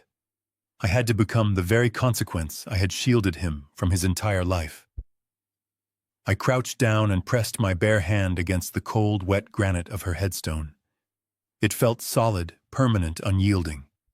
I made her a promise. I promised her that her death would not be the foundation of his wealth. I promised her that the corrupt doctor who signed away her truth would lose everything he valued. I promised her that the judge who was supposed to strip away my freedom would instead be the witness to my son's absolute destruction. The weight of this vow settled onto my shoulders, heavy but incredibly grounding. I was no longer a grieving widower or a confused, frightened old man hiding in the shadows. I was the deliberate architect of a terrible, righteous retribution. I slowly stood back up and quietly looked out at the dark horizon. The city of Seattle glowed faintly through the mist, a sprawling network of concrete, steel, and fragile human lives. Somewhere out there, Bradley was probably sleeping soundly, dreaming of his imminent salvation. He had no idea that the ground beneath his feet was already gone. I turned away from the grave and walked back down the gravel path toward my truck. The freezing cold night air filled my lungs, feeling incredibly sharp and deeply invigorating. Tomorrow night, my beautiful house would be full of bright light, loud music, and laughter. Tomorrow night, the elites of the city would gather to toast a lie. And tomorrow night, I would burn their entire wicked empire down to the ground, leaving nothing behind but the absolute undeniable truth for everyone to see. Saturday evening arrived, wrapping the city of Seattle in a cold, relentless downpour that forced the valet drivers to sprint back and forth across my long, circular driveway. I stood alone on the upper landing of the grand staircase, watching the heavy oak front doors open and close. Each time the brass hinges swung, a new cluster of high society stepped into the warm, brilliantly lit foyer. Women in expensive silk dresses and men in tailored evening jackets handed their dripping umbrellas to the waiting staff. A professional string quartet played a soft, melancholy classical piece in the corner of the expansive living room, perfectly setting the somber, respectful tone my son had requested. It was a masterfully directed stage play, complete with expensive catered appetizers and top-shelf liquor. Everyone in the room believed they were attending a beautiful, tragic memorial to honor the memory of my late wife. But as I looked down at the growing sea of faces from my vantage point on the stairs, I did not see grieving friends paying their respects. I saw the unwitting audience for an execution. I adjusted the stiff cuffs of my dark suit, forcing my hands to adopt that familiar pathetic tremor, and began my incredibly slow descent into the belly of the beast. Bradley was already actively working the center of the room, playing his part to absolute perfection. He held a half-empty glass of scotch in one hand, using his free hand to pat the shoulders of older, wealthier men. He projected the exact image of a dutiful, heartbroken son desperately trying to hold his shattered family together. I shuffled past a group of my former engineering partners, offering them a weak, confused smile when they leaned in to express their deepest condolences. I did not want to speak to them. I needed to identify the key players in my son's deadly game. I needed to see the faces of the men who were brought here to destroy my life tonight. I spotted him almost immediately near the roaring fireplace. Judge Harrison. He was a tall, imposing man with thick silver hair and a stern, authoritative posture. He was nodding solemnly as Bradley whispered something urgent into his ear. The judge briefly looked up, making direct eye contact with me across the crowded room, and his severe expression softened into a mask of profound, misguided pity. He had already made up his mind before the hearing even started. He believed the lie of my dementia. And standing just a few feet away from the judge, nervously sipping red wine near a massive floral arrangement, was Dr. Aris Thorne. The corrupt physician looked terrified. His eyes constantly darted around the room, completely lacking the arrogant confidence of my son. He knew he had committed a massive federal crime by falsifying the death certificate, and the sheer anxiety of his guilt was practically vibrating off his sweating skin. The classical music shifted to a slightly brighter tempo, and that was when I saw her. Monica emerged from the swinging kitchen doors, gliding through the dense crowd, with the effortless grace of a venomous snake slipping through tall grass. She was wearing a perfectly tailored, understated black dress that screamed quiet wealth and false modesty. But it was not the expensive dress that made my stomach turn into a cold, hard knot. It was the jewelry draped around her neck. She was wearing Diane's favorite pearls. They were a rare, perfectly matched string of South Sea pearls I had purchased for our 30th wedding anniversary. Diane had cherished them more than any other possession. She only wore them on the most special occasions, treating them with a delicate, loving reverence. Seeing those beautiful pearls resting against the skin of the woman who had coldly ordered her death was a devastating physical violation. It was a sickening, deliberate display of total dominance. Monica was wearing my dead wife's pearls to her own memorial party, a silent, mocking declaration that she had won the war. It was her way of proving she had consumed Diane's life and was now proudly wearing the spoils of her dark victory. I felt a sudden surge of pure, blinding rage rise in my throat, threatening to completely break my carefully constructed facade. I had to bite the inside of my cheek so hard I instantly tasted the sharp, metallic tang of my own blood, just to keep my expression blank and vacant. Monica quickly spotted me standing near the dining room table. Her dark eyes locked onto mine, and the corners of her mouth curled into a sweet smile. She turned to a passing waiter, smoothly taking a silver tray that held a single crystal flute of vintage champagne. She dismissed the waiter with a flick of her wrist and began walking toward me. I noticed Bradley had repositioned himself near the fireplace, ensuring Judge Harrison had a clear view of me. The trap was finally springing shut.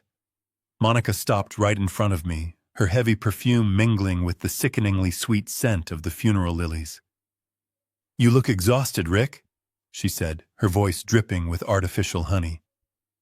"I had the caterers pour you a special glass of your favorite vintage to calm your nerves."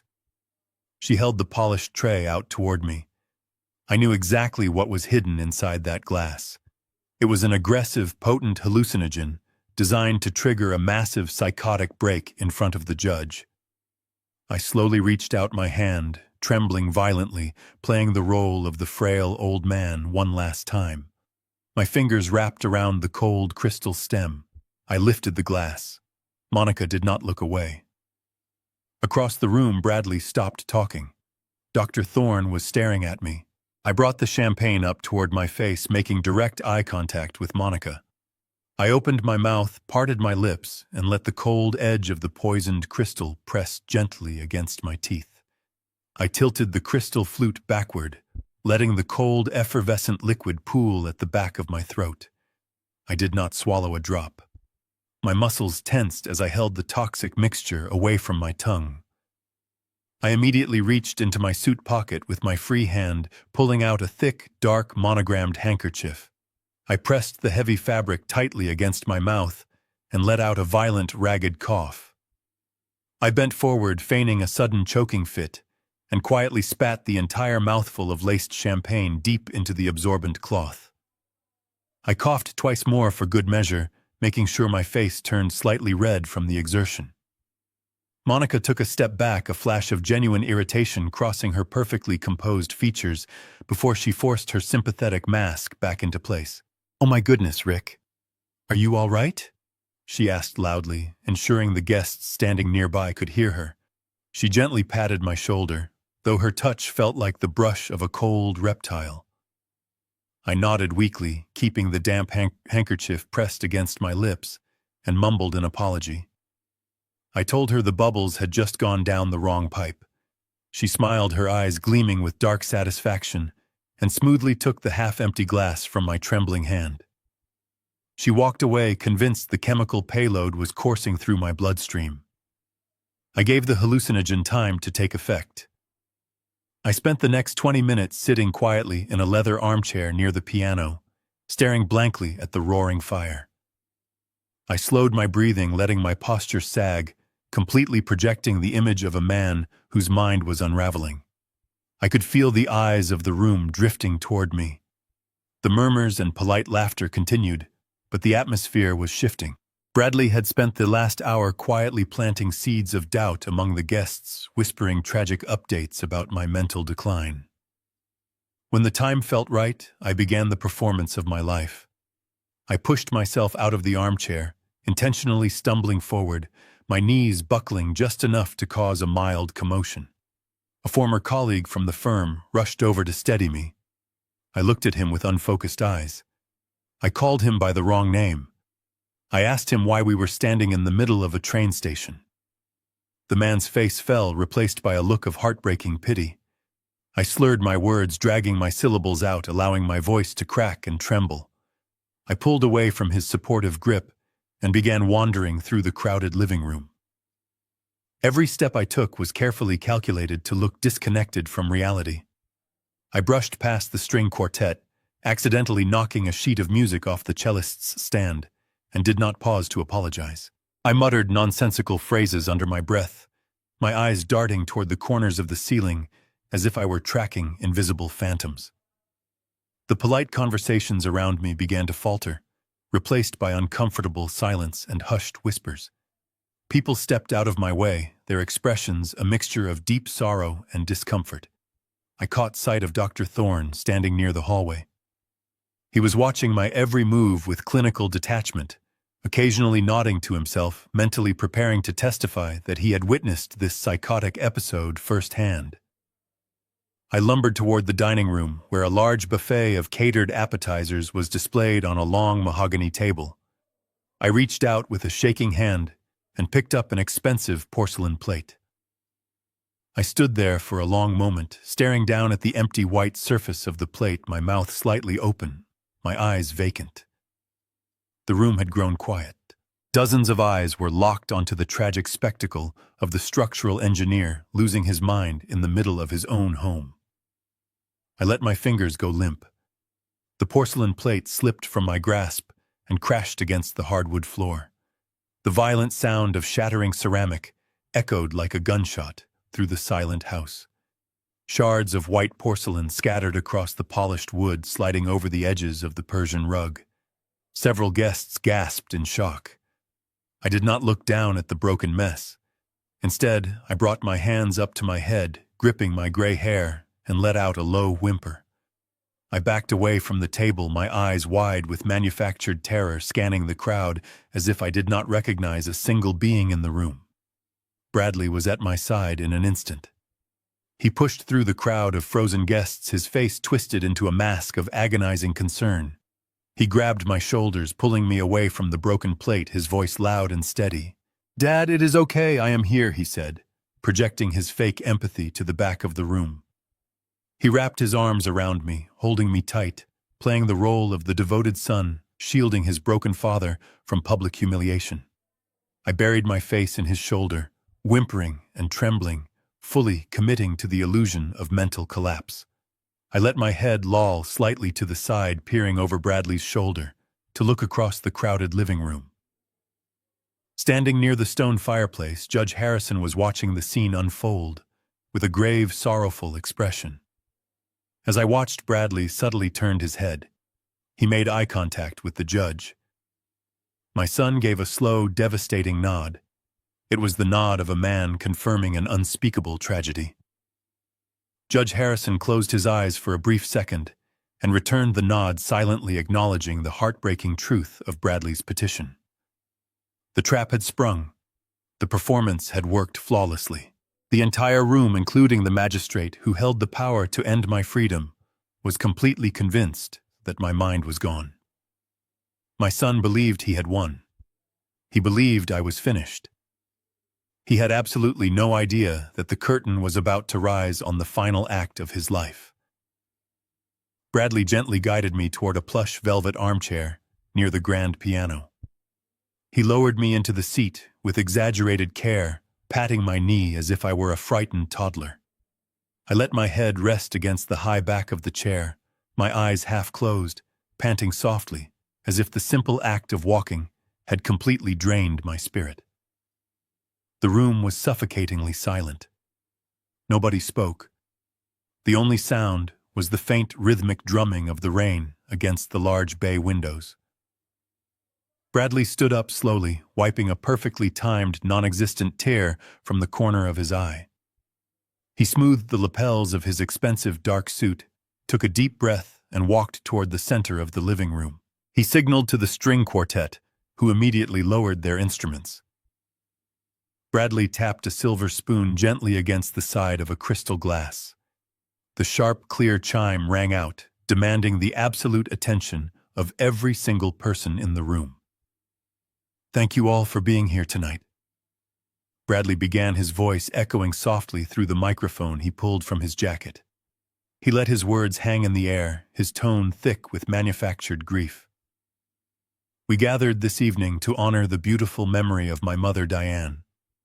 She was the absolute heart of this family. She was a woman of profound grace, endless kindness, and unmatched generosity. She loved this house. She loved the life she built here with my father. And most of all, she loved him." Bradley gestured toward me, sitting slumped in the armchair. He paused, letting his voice crack with absolute theatrical perfection. "For 40 years, my father was the strongest man I knew. He built the bridges that connect this beautiful city. He was a pillar of strength, a man of brilliant intellect and unyielding logic. He was my hero. Growing up, I believed there was absolutely nothing in this world that could ever break him. But as we have all tragically witnessed tonight, the human mind is incredibly fragile." The guests shifted uncomfortably, their eyes darting between Bradley and my slumped figure. Monica stepped forward, placing a supportive hand on Bradley's shoulder. She looked down at me with an expression of such profound, fake pity that it took every ounce of my willpower not to leap from the chair and wrap my hands around her throat. Bradley placed his hand over hers, continuing his sickening monologue.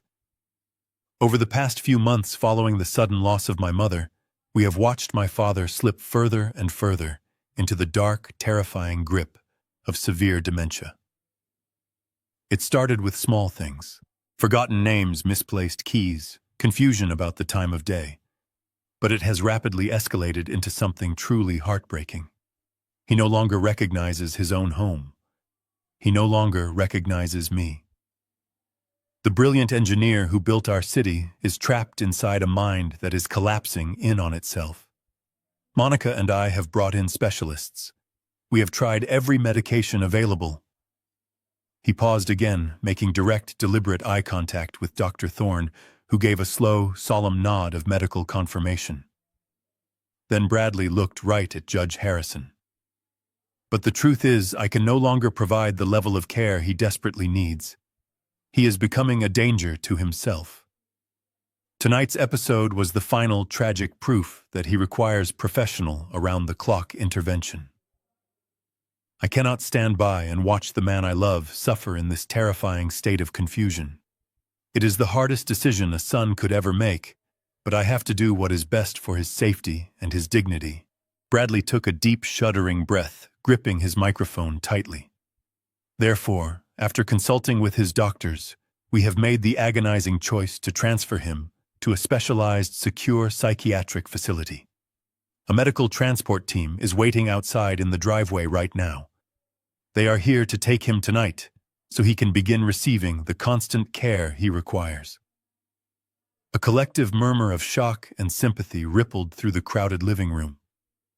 I heard the soft gasps of my former colleagues and the whispered prayers of Diane's charity board members. To them, Bradley was making an impossible heroic sacrifice. He was the devoted son stepping up to make the heartbreaking medical choice for his ruined father. But sitting there in that velvet chair staring at the polished floorboards, I understood the terrifying reality of his announcement. He was not waiting for the judge to formally grant the conservatorship next week. He was forcing the issue tonight. By having Dr. Thorne sign off on an emergency psychiatric hold, he could legally have me dragged out of my own home strapped to a gurney and locked inside a padded room before the sun even came up. Once I was inside that facility pumped full of heavy mind-erasing sedatives, I would never see the outside world again. The accident they needed would happen quickly behind locked doors. Bradley walked slowly toward me. Monica followed behind him, her eyes fixed on me like a predator closing in on a wounded animal. Two large men in white medical uniforms appeared in the archway of the grand foyer, holding a folded wheelchair. The guests parted for them, stepping back with sad, sympathetic faces. Bradley crouched down in front of my chair, placing his cold hands on my knees. "It is going to be all right, Dad," he whispered gently, his voice carrying just enough volume for the front row of guests to hear. "We are going to get you the help you need. You do not have to be afraid anymore." I looked up at him. I looked past his fake tears, past his expensive suit, and stared directly into the black, empty abyss of his soul. He gave my knee a final reassuring squeeze, believing he had just spoken my absolute final words as a free man. I let his hand rest on my knee for 3 heavy seconds. I wanted him to feel the complete certainty of his false victory. Then I stopped trembling. The violent, pathetic shaking in my hands ceased instantly, as if someone had simply flipped a hidden switch inside my soul. The hunched curvature of my spine, the heavy, defeated slump of my tired shoulders, all of it vanished. I pushed his cold hand off my leg, with a slow, deliberate force that made him blink in sudden, disoriented confusion. I planted my feet firmly on the hardwood floor and stood up. I did not struggle to find my balance. I did not rely on the plush armrests of the velvet chair to pull my weight upward. I rose with the fluid, steady strength of a man who had spent a lifetime lifting steel beams and pouring industrial concrete. I drew in a massive breath of air, filling my lungs completely, expanding my chest until I towered over him. Bradley stumbled backward, his carefully constructed mask of sympathetic sorrow faltering for the very first time all evening. He looked up at me, his eyes widening in pure, unfiltered shock, desperately trying to comprehend the physical resurrection happening right in front of him. The frail, broken old man he thought he had successfully conquered was completely gone forever. In his place stood a 73-year-old structural engineer with absolute terrifying clarity in his eyes and a heart forged from cold, unyielding iron. The suffocating silence of the massive living room deepened, transforming rapidly from a quiet, respectful sympathy into a tense, breathless anticipation. Every single wealthy guest in the house seemed to collectively hold their breath, sensing the massive shift in the atmospheric pressure. The two large men in the white medical uniforms froze awkwardly in the archway, their large hands gripping the rubber handles of the folded wheelchair, entirely unsure of their given orders. I turned my head slowly, sweeping my penetrating gaze across the dense crowd of Seattle elites. I did not look confused, lost, or chemically sedated. I looked directly into their stunned faces, acknowledging them with a sharp, highly intelligent focus. I scanned the room and quickly found Dr. Thorne trying to hide near the towering floral arrangements. The color drained from his guilty face so fast, he looked exactly like a walking corpse. I turned my attention and looked directly at Judge Harrison. The powerful magistrate leaned forward, his thick brow furrowing in deep analytical confusion, suddenly realizing that the commanding man standing proudly before him did not match the tragic medical affidavits currently sitting on his desk. Finally, I looked back down at my treacherous son. Bradley opened his mouth to speak, but I did not give him the chance to utter a single syllable. When I finally spoke, my voice did not crack. It did not waver with manufactured weakness. It rang out through the massive room, clear, deep, and completely authoritative, echoing like a crack of thunder across a perfectly silent valley. "I am not going anywhere, Bradley," I said. The heavy words hit him like a brutal physical blow to the chest. He actually took another step back, awkwardly bumping his hip into the edge of the mahogany coffee table. "But you are," I finished. Monica gasped loudly, dropping her angelic mask of sweet sorrow completely. She stepped forward quickly, her hands raised defensively in a desperate, pathetic attempt to salvage the rapidly deteriorating situation. "Rick, please, you are just having a severe episode," she said, her voice trembling with a sudden, very real panic. "Please sit back down before you accidentally hurt yourself." I turned my cold gaze to her, my eyes locking instantly onto the beautiful South Sea pearls resting proudly against her neck. I felt a massive surge of absolute sickening disgust, but I kept my external composure perfectly intact. "I am not having an episode, Monica," I replied, my tone dripping with thick, icy contempt. "And I am entirely aware of everything that has happened in this house." The whispering among the wealthy guests erupted into a loud, anxious hum of chaotic energy. People were looking at each other, murmuring urgent questions, desperately trying to make sense of the drastic, unprecedented shift in reality. Bradley looked wildly around the room, his eyes darting frantically toward the medical transport team, subtly gesturing for them to move in and grab me by force. But I was miles ahead of his pathetic, desperate tactical maneuvers. I raised my left hand proudly, pulling back the tailored sleeve of my dark suit to reveal the heavy black smartwatch strapped securely to my wrist. I had spent the last 3 days programming this exact flawless sequence with Elias seamlessly integrating the house's advanced smart system, directly with the encrypted offshore servers containing his absolute ruin. I looked directly at Judge Harrison one last time, ensuring the powerful magistrate was paying absolute undivided attention to the stage, and then I pressed a single tactile button on the side of the watch face. Instantly, the house responded to my silent command. The massive floor-to-ceiling smart glass windows lining the entire back wall of the sprawling living room suddenly tinted to a solid, impenetrable black. The heavy rain and the dark Seattle night were completely shut out, locking everyone inside my private theater. The ambient lighting in the room automatically dimmed down to a cinematic, moody low. A heavy mechanical whirring sound echoed ominously from above, drawing every eye upward. Everyone watched in stunned silence as a massive 100-inch high-definition projector screen descended smoothly from a hidden, recessed compartment in the vaulted ceiling. It locked into place right in front of the stone fireplace dominating the room. The brilliant digital trap I had so carefully constructed over the past 2 weeks was now fully armed, loaded, and inescapably deployed. There was absolutely no way out for the monsters standing frozen in front of me. The massive projector screen glowed a brilliant, harsh white for a fraction of a second before the digital file initiated. I had deliberately bypassed the standard audio limiters on the home theater system, routing the sound directly through the high-fidelity floor speakers and the heavy subwoofers hidden within the walls. When the video began, it did not ease into the room. It exploded.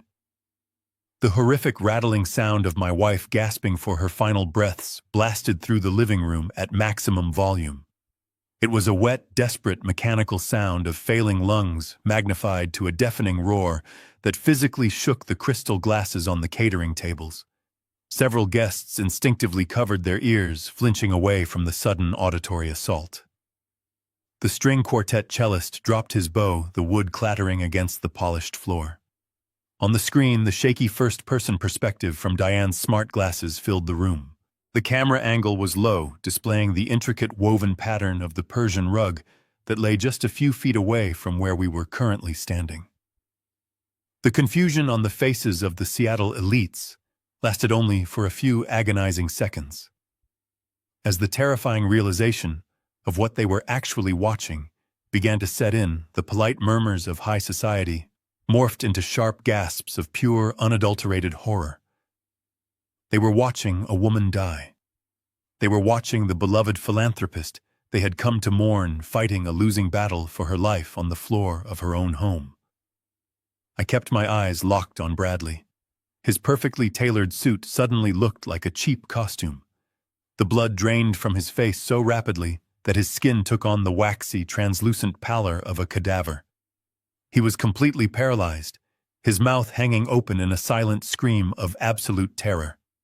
He recognized the camera angle. He recognized the rug. He knew exactly what was about to happen next, and he was entirely powerless to stop it. On the massive screen, the camera tilted upward violently, shaking as Diane writhed in agony. And then the two pairs of shoes stepped into the frame. The expensive Italian leather loafers, the sharp designer heels. The crowd in my living room collectively stopped breathing. The silence among the guests was so profound that you could have heard a pin drop completely overpowered by the deafening audio playing from the speakers. Then came the voices. The high-definition audio picked up Monica's cold, callous tone with terrifying clarity. "Let her go," her voice echoed through the grand room, bouncing off the vaulted ceilings and the horrified faces of the guests. "Calling 911 ruins the timeline."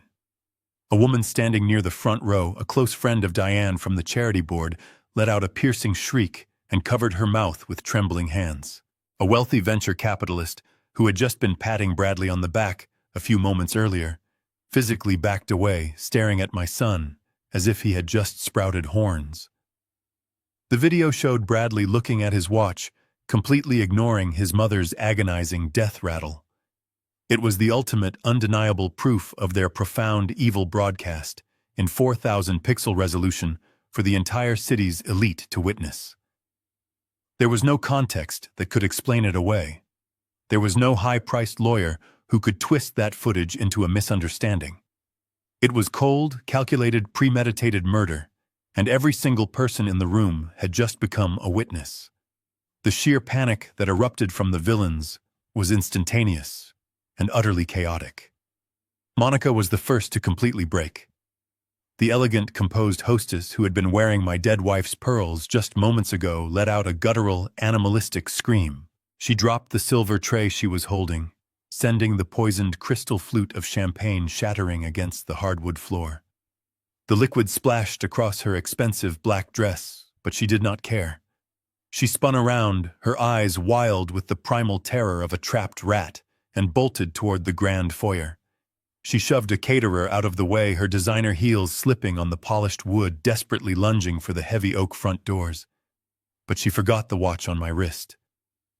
I had triggered a total lockdown. She grabbed the brass handles and yanked with all her might, but the electronic deadbolts were firmly engaged. She began pounding her fists against the thick wood, screaming for someone to let her out, completely abandoning the illusion of her innocence. While Monica threw herself against the reinforced doors, Dr. Thorne made his own desperate bid for freedom. The corrupt physician, realizing that his entire life was about to be destroyed by a federal investigation, tried to slip away unnoticed.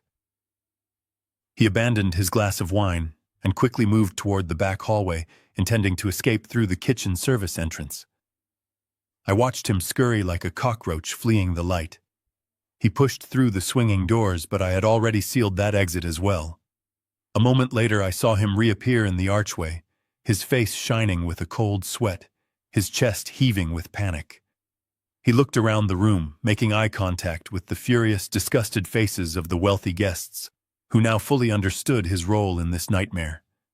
He backed against the wall, sliding down until he was practically crouching on the floor, trapped in the very house where he had signed a fraudulent death certificate for $250,000. Bradley did not run. He could not. The absolute shock of his public exposure had instantly severed the connection between his panicked brain and his useless legs. He stood completely frozen in the center of the room, surrounded by the powerful people he had so desperately tried to manipulate. The horrific video on the massive screen abruptly cut to black, plunging the room into a heavy silence. The show was over. The truth won. But the black screen did not remain dark for long. I had no intention of letting my son hide behind the shock of the murder footage.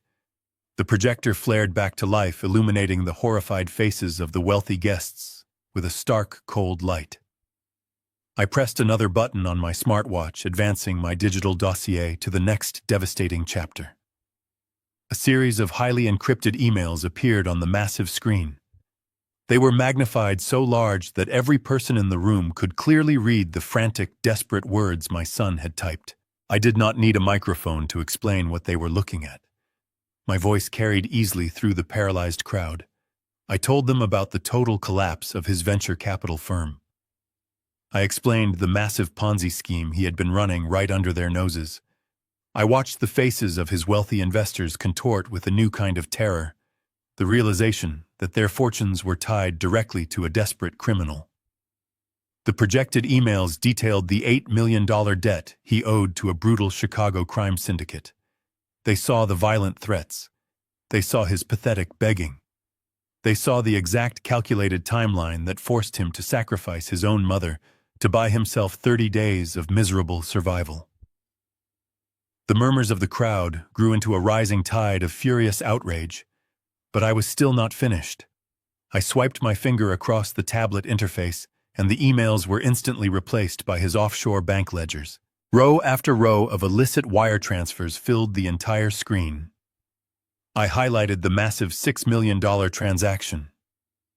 The money stolen directly from Diane's private trust routed instantly to the mafia's holding account just 2 days after we buried her. And right below that massive sum, I displayed the $250,000 payout. I read the routing number aloud, tracing it directly to the private consulting firm owned by Dr. Eris Thorne. Every eye in the living room immediately snapped toward the dark hallway, where the corrupt physician was cowering against the wall. He raised his hands in a weak, trembling gesture of surrender, completely unable to utter a single word in his own defense. The undeniable paper trail was projected brilliantly behind me, a glowing monument to their collective greed and staggering depravity. The false narrative of my dementia was completely obliterated, replaced by a meticulously documented criminal conspiracy.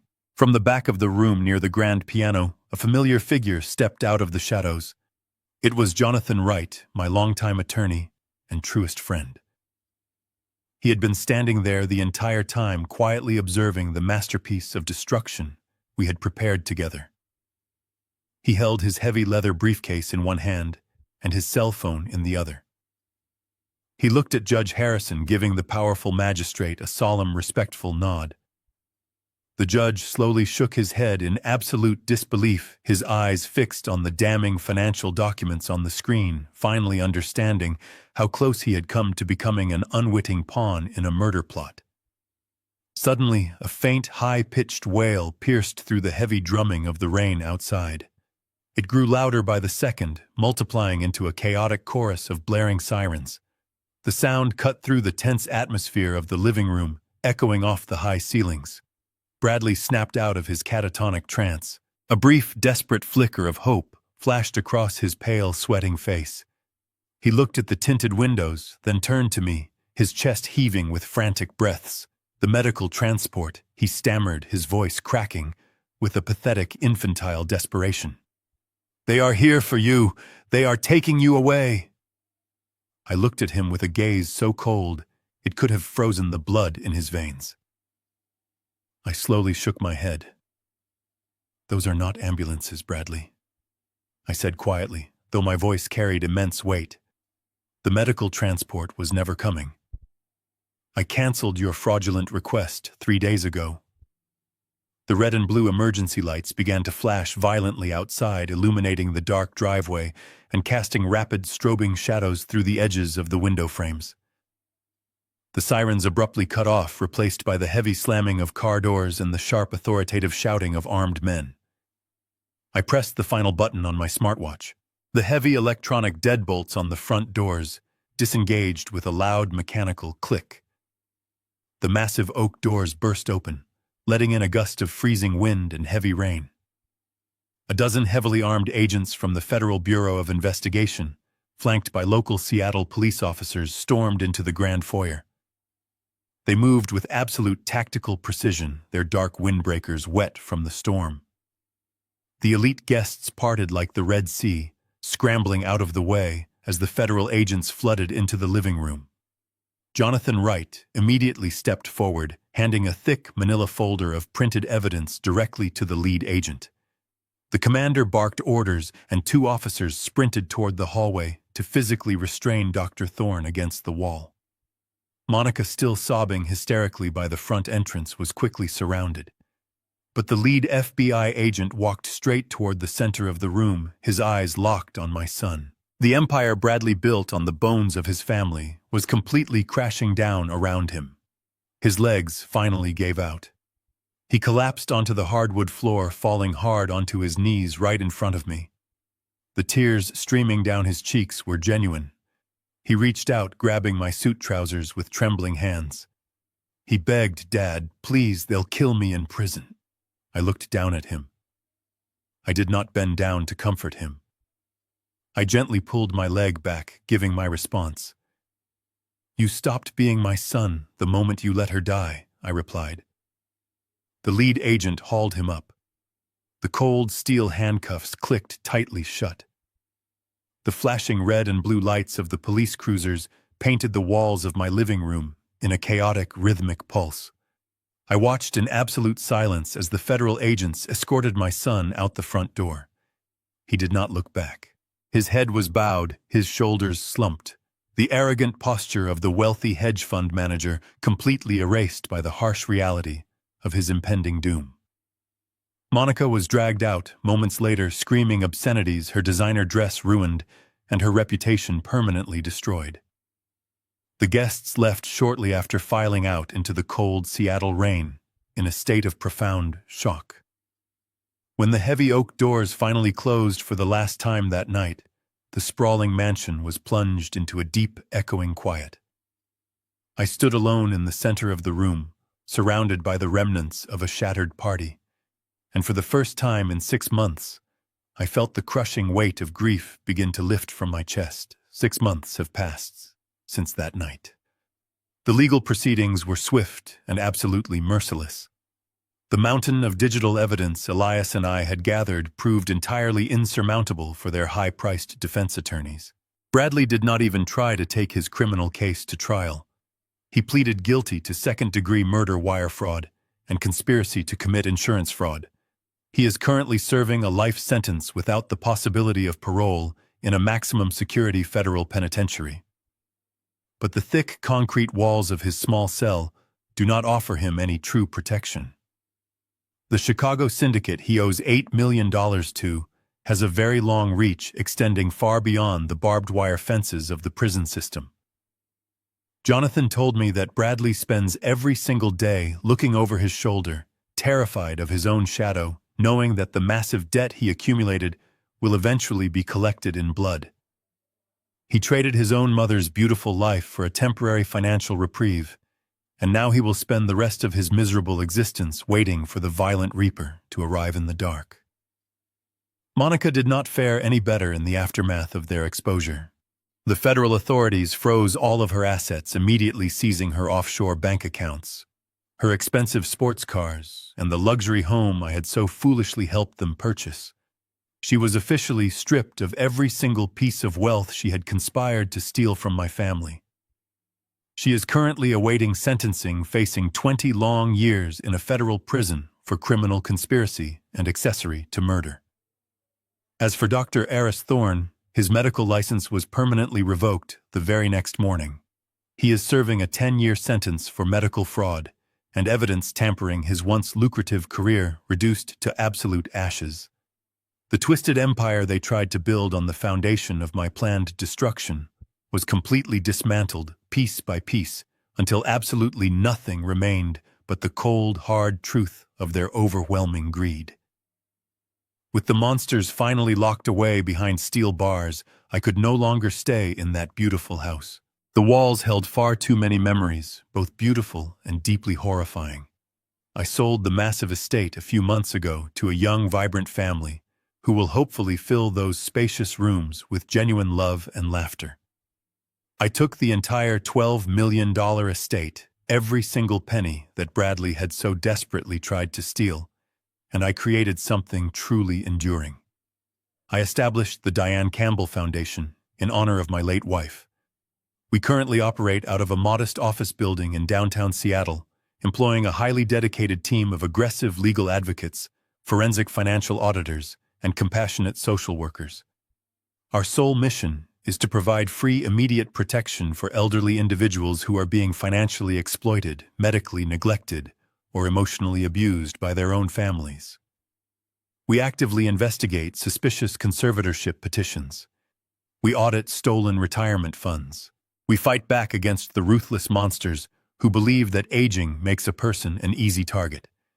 I used the vast fortune my son tried to kill me for to ensure that no other senior citizen in this city will ever have to face that kind of terrifying darkness alone. My long life as a dedicated structural engineer taught me that a bridge is only as strong as the materials used to safely build it. You simply cannot construct a lasting monument using rotten wood and rusted iron.